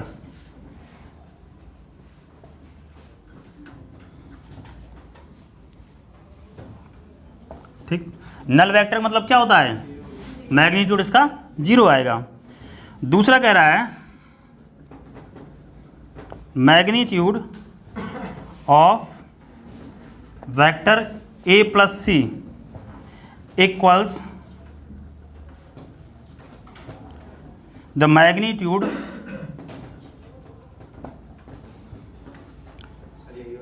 b plus d। ठीक, C the magnitude of vector A can never be greater than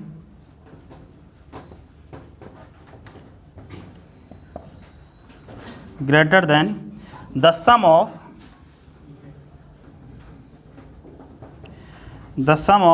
magnitudes vector b, c and d। And last D option दे रखा है vector b plus c must lie in the plane of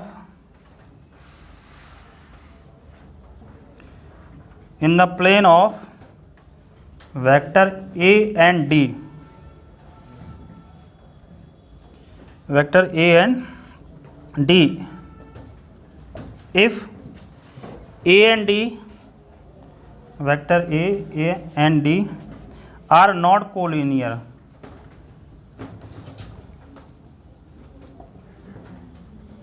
are not collinear and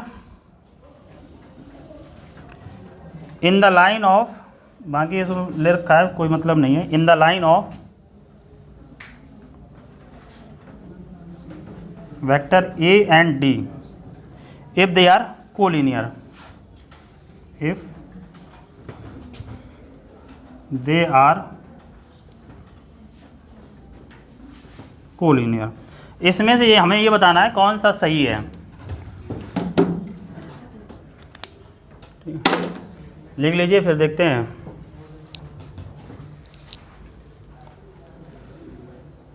अभी कई तरीके से उन्होंने पूछ दिया है, इसी क्वेश्चन को पूछा जा चुका है।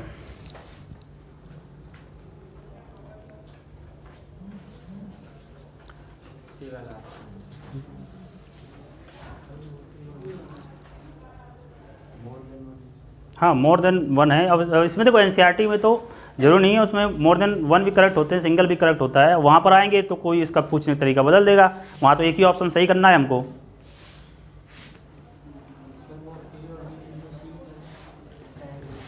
एंड लिखा है, ठीक है।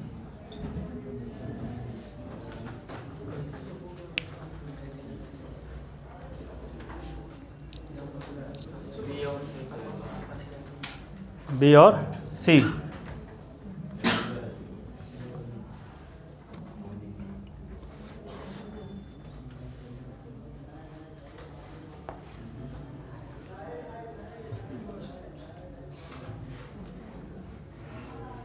एनसीईआरटी लिख लिया ना, वहाँ पर लिख लेना, जैसे क्वेश्चन लिखते हैं ना एनसीईआरटी 4.7, तो कभी अगर पलट के देखना भी चाहोगे तो वहाँ देख लोगे।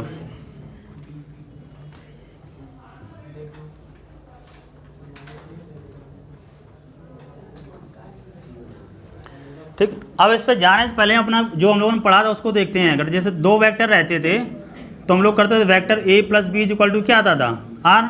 तो ये ऐसे जोड़ा था, ए में बी को जोड़ा था और ये हो गया था आर। अगर हम इसको ऐसे जोड़ते थे ए और बी और आर अगर इधर आ जाता था तो ये देखो क्या हो गया था, vector A plus B plus R बराबर कितना था, 0। और इसका देखो मतलब क्या है, इसका मतलब यह है कि वेक्टर जो ए प्लस बी आ रहा है वो किसके बराबर है, आर के बराबर। अब आर की वैल्यू ए प्लस बी से ना तो कम हो सकती ना तो ज़्यादा हो सकती है भाई, तभी तो इसका जब इधर लाएंगे तभी तो 0 होगा। तो ये स्टेटमेंट देखो क्या कह रहा है, the magnitude of A can never be greater than the sum of magnitude B C D. अगर ए को हम रिजल्टेंट माने तो ए इज इक्वल टू क्या होगा, vector B plus C plus D बराबर तो होगा। इससे अगर कम होगा तो फिर 0 कैसे आएगा भाई, ये उसने कंडीशन दे रखी है कि अगर ऐसा है तो बराबर कितना आ रहा है, 0 आ रहा है। तो ये तो सही बात है, तो ये तो हमें पता चल गया ये सही होना चाहिए। ठीक है, आगे देखते हैं। अब देखिए ऐसा भी तो हो सकता है कि हम दो दो वेक्टर के कॉम्बिनेशन बना लें। मान लें हमने क्या, वेक्टर ए प्लस बी बराबर किसके हो जाए, सी प्लस डी के, या वेक्टर ए प्लस सी किसके बराबर हो जाएगा, बी प्लस डी। किन्हीं दो वेक्टर का सम बाकी दो वेक्टर के सम के बराबर हो जाए भाई, ऐसा तो बन सकता है। तो वही इसमें कह रहा है कि magnitude of A plus C equals the magnitude of B plus D, तो ये भी सही है। ठीक है, आगे आते हैं, पहले इसको देखते हैं।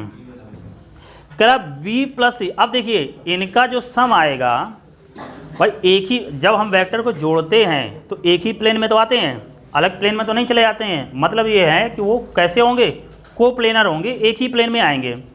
लिख रखा है कि B plus C must lie in the plane. Obviously बात है, जब बी प्लस सी करेंगे, हमने कहा भाई बी प्लस सी बराबर किसके होना चाहिए, ए और डी के, उसी प्लेन में तो आना चाहिए, तभी तो 0 होगा। नहीं एक दूसरे प्लेन में चला गया तो कहाँ से आ जाएगा। तो B plus C must lie in the plane of A and D if they are collinear. Collinear तो उसी प्लेन में रहेंगे, सीधी सी बात है। अगर नहीं है, ठीक है, collinear in the line of A and D if they are not collinear. तो अगर मान ली कोलिनियर नहीं है तो ए और डी के बीच जो लाइन आएगी उसमें पहुँचेंगे जा करके, वो है रिजल्टेंट निकालेंगे। अगर कोलिनियर है तो उसी में आ जाएंगे, अगर कोलिनियर नहीं है तो फिर उसके उस लाइन पे आ जाएंगे, इंटरसेक्शन जहाँ बन रहा होगा, रिजल्टेंट जो निकलेगा जा करके। वेक्टर ए प्लस बी जोड़ते थे तो ऐसे निकल जाता था ना बीच से, ये भी क्या होगा, सही रहेगा। अब इसको देखिए, जो पूछा गया था उन्होंने पूछा which are the following is the incorrect. बाकी सब कुछ ऐसे लिख रखा था, कुछ नहीं बदला था।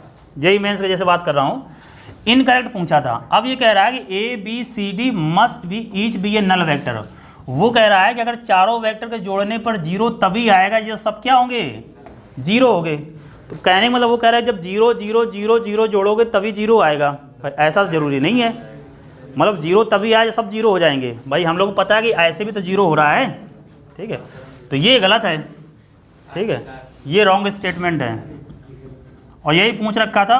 और उन्होंने जब क्वेश्चन अगर प्रीवियस से देखोगे जेईई मेंस में जैसे, तो उन्होंने सीरियल ऑर्डर भी नहीं बदला था, मतलब इसको अगर नीचे रख दें, इसको ऊपर उठा कर रख दें, जैसा लिखा था वैसे ही। ऐसे कई क्वेश्चन एनसीईआरटी में है और खासकर वो जो सॉल्व एग्जाम्पल में दे रखे हैं, चलो एक्सरसाइज का है, सॉल्व एग्जाम्पल दे रखे हैं और कई बार पूछा, कम से कम 3 बार तो मैं ही देख रहा हूँ कि उन्होंने न्यूमेरिकल वैल्यू तक चेंज नहीं की है। अगर आंसर 2.9 आ रहा है तो वहाँ भी 2.9 ही लिखा है, कुछ नहीं बदला है, तो लिख लेंगे इसका मतलब बाकी ये तीनों सही है, पहला गलत है।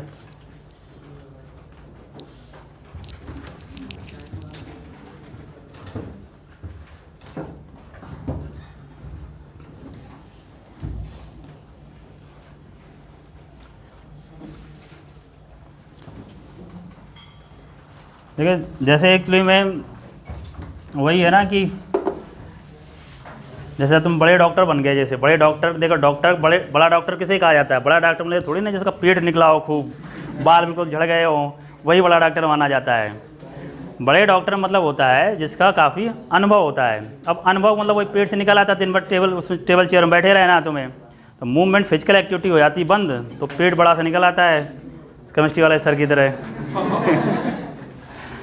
तो वो अनुभवी लोग कहलाते हैं, ठीक है। ये डॉक्टर प्रोफेशन में आप बहुत स्मार्ट, बड़े अच्छे लिख रहे हैं, तो आप कितने ही आपको टैलेंटेड हो, तो जो मैक्सिमम आबादी रहती है वो आपको बड़ा क्वेश्चन मार्क लगा के देखेगी, अरे ये डॉक्टर सही है ये, और तुम बड़े बुजुर्ग से दिख रहे हो और खूब बड़ा पेट सा निकला है, बाल बिल्कुल झड़े हुए, अरे डॉक्टर बहुत बड़ा डॉक्टर है वो, ठीक है। तो कहने मतलब जैसे आप बड़े डॉक्टर हो, अनुभवी डॉक्टर हो, उसी तरह जैसे जो टीचर होता है, टीचर जैसे तो जब पढ़ाता रहता है तो भाई उसको भी जैसे कई बैच सिलेक्शन दिया तो उसको भी अनुभव हो जाता है भाई कैसे सिलेक्शन होता है। तो डॉक्टर कई बार ऐसा होता है कि बीमारी आप जैसे खूब जगह दिखा के आए, ठीक है, लेकिन उसे पता है कि इस बीमारी में अगर ये दवा की का कीमत वास्तविक हो जाकर 5-10 रुपया, 25 रुपया, 100 रुपये मान लो, ठीक है, लेकिन पता उसकी फ़ीस है 2000 रुपया, है कि नहीं है, और तुम छोटे डॉक्टर पास जाओगे, फीस लेगा 100 रुपया, लेकिन दवा लिख लेगा वो 2000 रुपया की, 2500 रुपया की, फिर तुम खाते रहो उसको रोज, अब आएगा आराम आएगा। मतलब कहने की ये है कि उसे उसका एक क्लू पता होता है। उसी तरह जैसे मतलब मैं जैसे पढ़ा रहा हूँ तो मैं अक्सर देखता हूँ, जैसे मतलब जब से जेईई मेंस या जेईई एडवांस ये चला है, तो जैसे जो लोग इंजीनियरिंग में पढ़ाते हैं तो वो इस तरीके से पेश करते हैं कि मतलब इंजीनियरिंग में आपका सिलेक्शन तब तक नहीं हो सकता है जब तक तुम पूरी एससी वर्मा ना सॉल्व कर लो, जब तक तुम पूरी इरडो ना सॉल्व कर लो, ठीक है, ये तुम सॉल्व करना तुम्हें आ जाएगा, तुम्हारा इंजीनियरिंग में सिलेक्शन हो जाएगा। और मैं देख रहा हूँ जैसे यहाँ पर जैसे कई ऐसे आए हैं बच्चे जिनके जैसे मतलब 2 भाई हैं, एक मतलब मेडिकल में, एक इंजीनियरिंग में है, तो ये चलो वो मेडिकल में यहीं पढ़ रहा है, तो बस साथ साथ आएंगे जाएंगे, वो इंजीनियरिंग में यहीं पढ़ने लगा जा करके, और उनका जेईई मेंस में हो गया। अब चलो यहाँ पर ये है, चलो भाई फिजिक्स केमिस्ट्री है, मैथ का अपना जैसे उन्होंने नहीं पढ़ाया, जो भी पढ़ा जा करके। और ताज्जुब की बात बता रहा हूँ, पहले जैसे मतलब मेडिकल के मतलब प्रिपरेशन करा रहे हैं, तो जब नॉर्मल सेशन चलता था, जैसे पहला जेईई मेंस का जो एग्ज़ाम होता जा करके वो जनवरी में होता जा करके, और जनवरी तक सिलेबस तो ख़त्म नहीं हो पाता भाई, कोई भी हो, ठीक है, और जनवरी तक में उनका जो परसेंटाइल आया है 96-97 परसेंटाइल आया, मतलब एनआईटी उनको तभी मिल रहा है जाकर, फिर चाहे वो मार्च फरवरी दें, मार्च दें, अप्रैल दें, वो तो बात की बात है। तो उससे कंक्लूजन ये निकलता है कि आप जैसे जेईई मेंस जैसे देखिए जाकर, जैसे उसमें 25 क्वेश्चन है, 25 + 5 फिल इन द ब्लैंक्स रहते हैं, उनके माइनस मार्किंग उनकी नहीं होती, चाहे सही करो या गलत करो, ठीक है, बाकी 25 में वो रहता जा करके। अब 25 में तुम ये कहो जैसे फिजिक्स है, केमिस्ट्री है और मैथ है, अब ये समझ लीजिए जिनके तीनों में अगर 10-10 सही हो गए, अगर 10-10 सही हो गए तो मैं गारंटी दे दूँ उनका परसेंटाइल 95 पहुँच जाता है जा करके। अब होता क्या है, अब जो इस डिलेमा में रहते हैं, उधेड़-बुन में रहते हैं कि अरे यार नहीं सिलेक्शन लेना 25 में तो 20 करें जा करके। अब पेपर किसी साल को उठा के दे लीजिए, जेईई मेंस जैसे मैं देखता हूँ, अब उस 25 में से मान चलिए 15 क्वेश्चन या 15-17 क्वेश्चन ऐसे रहते हैं कि बिल्कुल बेसिक रहते हैं, मतलब जो आप हम ऐसे पढ़ रहे होते हैं एनसीईआरटी बिल्कुल रहते हैं जाकर के, आप किसी साल को उठा के देख लो जा करके, नॉर्मल रहता है। जैसे इसी साल मेडिकल में क्वेश्चन आया था, लिखा हुआ है कि जैसे जो हम उसमें पढ़ते हैं ना SHM, एसएचएम में जैसे रहता है, एसएचएम की इक्वेशन जैसे y इज इक्वल टू क्या रहती है, a sin ओमेगा टी, ठीक है। अगर एनर्जी की बात करते हैं तो आता है half m omega square a square या साइन स्क्वायर ओमेगा टी, ये लिख दिया जा करके, ठीक है। तो इस तरीके, तो फ्रिक्वेंसी कहता है, तो फ्रिक्वेंसी हमें पता है फ्रिक्वेंसी कितनी आती है, डबल, और टाइम पीरियड हाफ। तो ऐसे कई क्वेश्चन जो रहते हैं ऐसे सच रख देते हैं जा करके, अगर उतना ही सही कर ले जाए उसका आराम से 95-96 परसेंटाइल आ जाता है। और ये मिनिमम कह रहा हूँ, फिजिक्स में अगर उतना पढ़ा है तो मैं गारंटी देता हूँ उसके 15 प्लस ही सही होंगे जा करके। और केमिस्ट्री सबसे ईजी रहती है, इसमें आराम से 16-17 सही हो जाते हैं जा करके। मैथ जरूर उनकी टफ हो जाती है। अब मैथ में समझ लो अगर 8 से लेके 10 भी सही कर लेता है ना, और इतना तो वही इनका परसेंटाइल बढ़ जाता है जा करके, आराम से किसी भी अच्छे एनआईटी में ले सकता है। और जेईई एडवांस की कहानी ये है कि वहाँ जैसे तीनों में क्वालिफाइंग मार्क्स लाने होते हैं, ऐसा नहीं कि तुम एक सब्जेक्ट में ज़्यादा ले जाओ बाकी में ना ला तो चलो हो जाए, क्वालिफाइंग, और जो क्वालिफाई कर जाता है वो आईआईटी में सिलेक्शन उसका हो जाता है। अब तरीका बस इतना है, जेईई एडवांस में उनका कोई फिक्स्ड प्रोटोकॉल नहीं है कि पता चले कि फिजिक्स में जैसे मैं देखता हूँ किसी साल का पूरा थर्मोडायनेमिक्स से भरते हैं, हीट से ही पूरा पेपर, आधा पेपर थर्मोडायनेमिक्स से भरा पड़ा है, बाकी ट्रांसफर ऑफ हीट से कोई मतलब ही नहीं है। किसी साल पूरा जो है मतलब रोटेशन से भर देंगे जा करके। तो अब वो जैसा आ गया और उसमें से फिर छांट के आपको करने होते जा करके, मान लीजिए 10 क्वेश्चन है, 10 में अगर 3, 4, 5 सही कर ले जा रहा है तो आराम से क्वालिफाई कर ले जाते हैं जा करके। तो अगर जैसे कहने का मतलब ये है कि अगर जैसे आप वो अप्रेज करो जो हमें आ रहा है तो आराम से सिलेक्शन हो जाता है, चाहे किसी फील्ड में, चाहे नीट की तैयारी कर रहा हो, चाहे वो जेईई मेंस की तैयारी कर रहा हो, जेईई की एडवांस किसी की तैयारी कर रहा हो। तो जो आपको आता है उसको आप सही करने का प्रयास करोगे तो सिलेक्शन जल्दी हो जाएगा। और जो हमें नहीं आ रहा है, ठीक है, और उसके पीछे तुम भागो, अरे यार इसके भी सीख ले, इसके भी सीख ले, तो जो चीज़ें हमें आ रही होती हैं उस पर आपको बड़ा जो कॉन्फिडेंस होता है वो लूज़ हो जाता है, मतलब सिली मिस्टेक्स ज़्यादा होने लगती हैं। तो पता चला जो नहीं आ रहा था उस पर सही होने के चांसेस तो कम थे, और जो आ रहा था वो हमारे सिली मिस्टेक से गलत हो गए, तो ओवरऑल नुकसान हो जाता है ज़्यादा। तो इसलिए जैसे कोई भी कंपटीशन हो तो कंक्लूजन में बता रहा हूँ कि यही रहता है बच्चों का कि पता चला, आप इसी साल देख लेना जिन बच्चों का जितने, चाहे वो पहली बार एग्ज़ाम दिया हो या दूसरी तीसरी बार दिया हो, आप जैसे एग्ज़ाम पेपर देने के बाद खासकर 2-3 दिन बाद या हफ्ते बाद देखिए, आप ये खुद पाएंगे कि अरे यार मेरे ये क्वेश्चन सही हो सकते थे, तो हमारे इतने नंबर और बढ़ जाते हैं। अब ये और बढ़ जाते वाली कहानी को पूरे साल करता रहता है बच्चा कि चलो इस टेस्ट में कर लेंगे, अगले टेस्ट में कह रहे हैं नहीं यार इतने और ये मेरे सही जाते और बढ़ जाते हैं, लेकिन वो कभी ऐसा हो नहीं पाता है कि उस बात को इम्प्लीमेंट करें। तो जो इस पर कर ले जाता है उसका सिलेक्शन हो जाता है, और नहीं तो अब मैक्सिमम इतनी, देखो सीधी बात है, देखो भीड़ में सबका सिलेक्शन तो होता नहीं है, अब कितने भी आप करते रहिए, तो जो स्ट्रेटजी फॉलो करेंगे उन्हीं का होगा, ठीक है। तो ये जैसे हो गया। नेक्स्ट वेक्टर का देखते हैं, ओपन ग्राउंड वाला करा ही दिया। अब जैसे एक रिवर का है, ठीक है, रिवर, आपको रिवर बोर्ड प्रॉब्लम पढ़ा चुका हूँ मैं, 4.13 लिखा, man can swim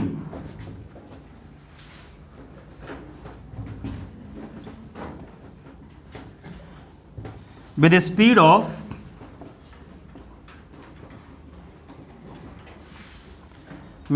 of 4 kilometre per hour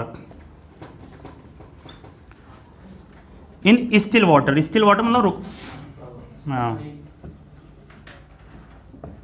in still water, ठीक है। How long does he take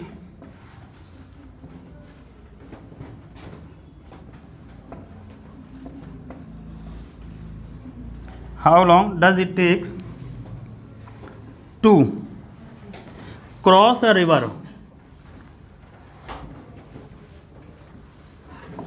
cross a river 1 kilometer wide if the river flows,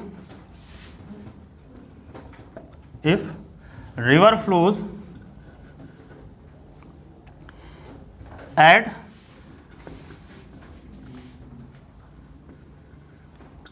3 kilometer per hour and he makes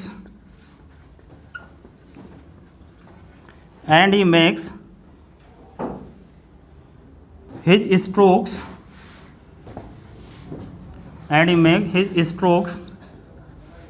stroke में जो तैर रहा है normal to the river current,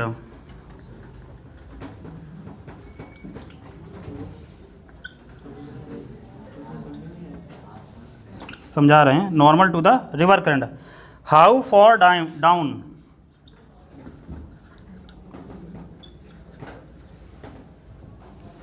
the river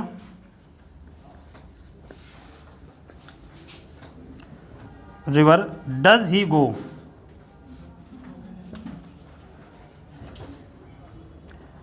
when he reaches the other bank,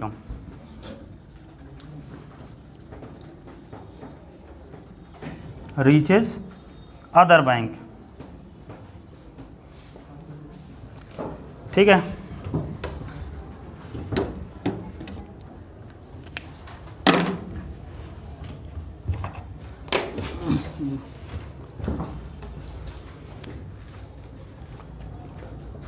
ये मान लीजिए river है, river के फ्लो को हम लोगों ने u माना था और मैन की स्पीड को v माना था। ये इसकी विड्थ है स्मॉल d, 1 किलोमीटर दे रखी है। A man can swim with speed of 4 kilometre per our, तो स्विमर की स्पीड दे रखी है 4 किलोमीटर पर आवर, और रिवर की दे रखी है 3 किलोमीटर पर आवर, और स्मॉल d दे रखा है 1 किलोमीटर।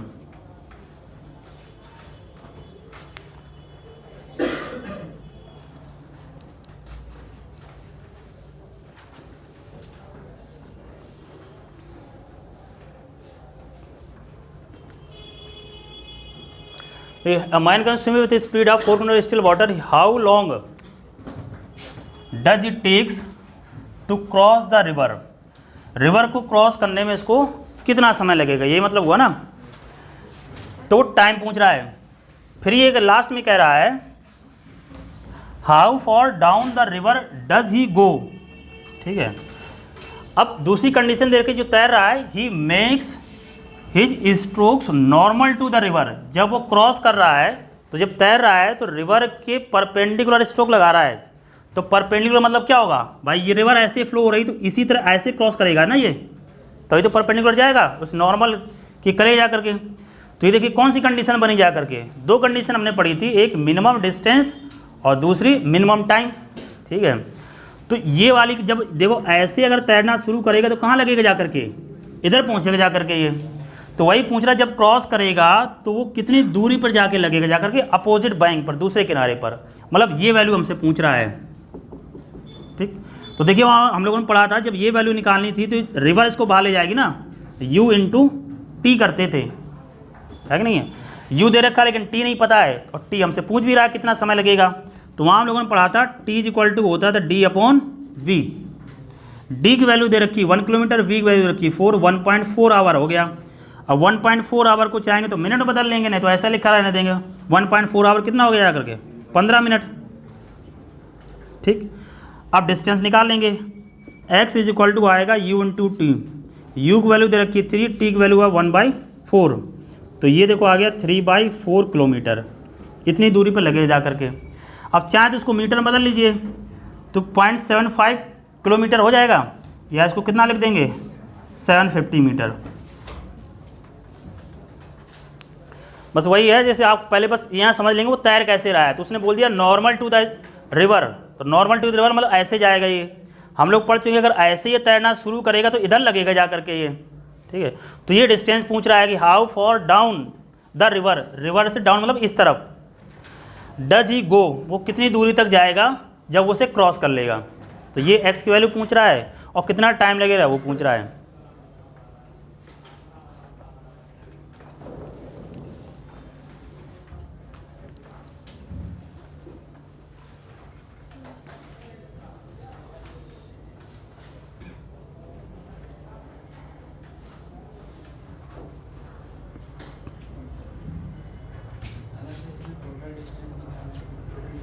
हाँ, तो ये निकालेंगे फिर ये कितना, तो ये क्या था √d² प्लस x²।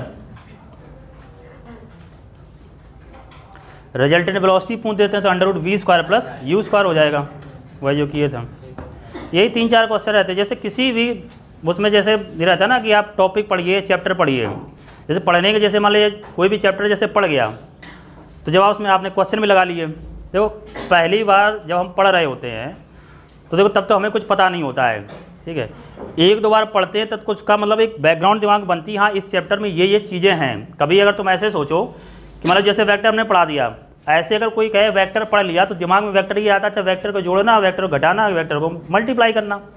लेकिन वेक्टर से क्वेश्चन केवल यहीं तक तो नहीं रहते हैं, क्वेश्चन आ जाते हैं चेंज इन वेलोसिटी में, रिलेटिव वेलोसिटी में, चेंज इन लीनियर मोमेंटम में, रिवर बोर्ड की प्रॉब्लम आ जाती हैं। ठीक है, तो आप जैसे अब ये जब चीज़ें आपको पता चल जाएंगी, जब आप सॉल्व किए होगे तो आपके दिमाग में जाएगा हाँ ऐसे ऐसे क्वेश्चन रहते हैं। जब कोई एक तरह के क्वेश्चन करोगे तो फिर आपके दिमाग में आएगा इसकी ऐसे क्वेश्चन की और वैरायटी भी आ जाती हैं। तो मतलब इसीलिए कहा जाता है ना, एक सफिशिएंट मटेरियल आपने पढ़ लिया, उसी को आप बार बार पढ़ते रहो। अगर तुम ये सोचो कि हमने इतना पढ़ लिया है, अब कुछ इससे नया मिले, तो नया मिलने नए को में ढूंढते रहोगे। अक्सर बच्चा यही करता है, जैसे मैं देखता हूँ, जैसे मान लो आप यहाँ पढ़ रहे हो, कोई आपका फ्रेंड है, आपका हॉस्टल में रहता है, या कोई ये, या आप बच्चे भी जैसे कई जगह पहले से पढ़े होते हैं, तो वो क्या करते हैं कि वहाँ पर जो बुकलेट दी गई होगी या वो दिया होगा उससे आकर के क्वेश्चन पूछेंगे। टीचर को बताने में इसलिए मना नहीं करते, जैसे शुरुआत वही होता है ना कि मार्केटिंग के दौर में कस्टमर सेटिस्फैक्शन प्रियोरिटी ऑर्डर पे होता है। तो कहते चलो पूछ गया, अगर इसको मना करेंगे क्या सर बताना नहीं चाहते हैं, लेकिन टीचर जान रहा होता है कि भाई जिस रास्ते पे तुम चल रहे हो, जैसे हम कई बच्चों को देखा है कि वो उसमें चले रहते हैं जगह करके, सिर्फ वो चाहते हैं कि हम जो सॉल्व कर रहे हैं सर इसको बताते रहें, लेकिन टीचर जान रहा होता है कि भाई इस रास्ते पे चल रहा है जा करके, इसका इतनी मेहनत करने पे बहुत ज़्यादा असर इसके परफॉर्मेंस में नहीं आएगा। मतलब मेहनत बहुत कर रहा है, नंबर नहीं बढ़ रहे हैं। और अल्टीमेट तरीका ये है, तरीका मतलब अपना सिस्टम जो बना रखा है, आप कितने भी टैलेंटेड बने रहो, खुद तुम्हारे घर मोहल्ले रिश्ते नातेदार दोस्त यार सब कहते हैं यार बहुत होशियार है, यार बहुत होशियार है। अब वो बहुत होशियारी जो है नंबरों में नहीं बदल रही है। अब नंबरों में नहीं बदल रही है तो जब तक आप सही पोजीशन पर नहीं पहुंच जाओगे, जब तक सही पोजीशन में नहीं पहुंचोगे तो बताइए आपका टैलेंट समाज के या आपके समाज के तो बाद में काम आएगा, पहले आपके खुद के तो काम आए, वो काम में नहीं आता है। इसलिए पहले अपने आप को चैनलाइज करिए, बस जैसा सिस्टम चाह रहा है उसी के अकॉर्डिंग अपनी मेहनत को उसी डायरेक्शन में करिए, तो आपकी मेहनत भी कम लगेगी, उसकी तुलना में आपके नंबर भी ज़्यादा बढ़ जाएंगे। क्योंकि जितना आप इधर उधर प्रयास कर रहे हो उसी चीज़ को अगर बार बार पढ़ते रहे तो सिली मिस्टेक्स आपकी कम हो जाएंगी, अपने आप नंबर बढ़ जाएंगे। तो ये रहता है, इसलिए जैसे जो भी पढ़ा, इसलिए कहा जाता है टेक्स्ट बुक को फॉलो करो। जैसे सब लोग क्यों कहते हैं भाई टेक्स्ट बुक को फॉलो करो, टेक्स्ट बुक मतलब जैसे एनसीईआरटी हो गई टेक्स्ट बुक। अब टेक्स्ट बुक जैसे उसमें देख ली भाई वैरायटी आप क्वेश्चन कैसे रहते हैं जा करके, बाकी आपको एक जैसे प्रैक्टिस बुक ले लेते हैं, प्रैक्टिस में जैसे कोचिंग में पढ़ रहे थे कोचिंग वाले देंगे, या आपने कोई भी ऐसे बुक ले लीजिए इसमें 200-250 ज़्यादा क्वेश्चन ना हो, कोई भी ले लीजिए, उसकी प्रैक्टिस करिए बस। उससे ज़्यादा अगर कोई अलग क्वेश्चन दिख रहा है आप छोड़ दीजिए, कोई दिक्कत नहीं भाई। 45 में से अगर एक दो ऐसे आ भी जा रहे हैं, आप तो 50 में से 45 छांट के करने हैं आपको, तो कोई दिक्कत नहीं है। तो ये तरीका रहता है। अब इस क्वेश्चन में बता रहा हूँ सेम क्वेश्चन, अब जैसे देखो यहाँ पर टाइम कितना आ रहा है 15 मिनट, ठीक है, विड्थ कितनी दे रखी है 1 किलोमीटर, सेम क्वेश्चन बस दूसरे तरीके से पूछ दिया। तो जेईई मेंस में आपकी बुकलेट में दे भी रखा है, शायद हमने सॉल्व भी कराया है, बस वहाँ पर पूछ दिया गया है कि हमें मिनिमम डिस्टेंस में क्रॉस करना, बस सब कुछ वैल्यू यही है। वहाँ पर जो रिवर की वेलोसिटी आ रही है वो 3 किलोमीटर पर आवर आ रही है, सब कुछ यही दे रखा है। अभी जो क्या है मिनिमम टाइम का दे रखा है, फिर उसने पूछ दिया था मिनिमम डिस्टेंस का, बाकी सब कुछ यही है, एंगल दे रखा था। तो कोई भी जैसे क्वेश्चन देखोगे तो उसमें बहुत ज़्यादा क्या कर सकता है, अगर मान लीजिए बहुत ज़्यादा बदल देगा तो सबके लिए नया होगा, कोई आपके हमारे लिए आपके नया नहीं होगा, तो उसमें गलती होने के चांसेस सबके ज़्यादा रहेंगे। तो जो चीज़ें आ रही बस उसको रखिए। अब आगे कल करेंगे इसमें 2-3 वेक्टर के, जैसे प्रोजेक्शन ऑफ वेक्टर का इसमें क्वेश्चन दे रखा है और एक ऐसे नॉर्मल स्टेट में दे रखा है। इसके बाद इसमें कुछ ऐसा बचता नहीं है कि जो वेक्टर बताना हो, तो कल ये लगभग फिनिश हो जाएगा विद क्वेश्चन, बुकलेट के सॉल्व कर लेंगे। जो आपका टेस्ट होगा जा करके इस संडे के बाद, जो नेक्स्ट संडे रहेगा, तो उसमें जो भी वेक्टर पढ़ाया गया है उसी से क्वेश्चन रहेंगे, ठीक है। बंद कर दो भाई।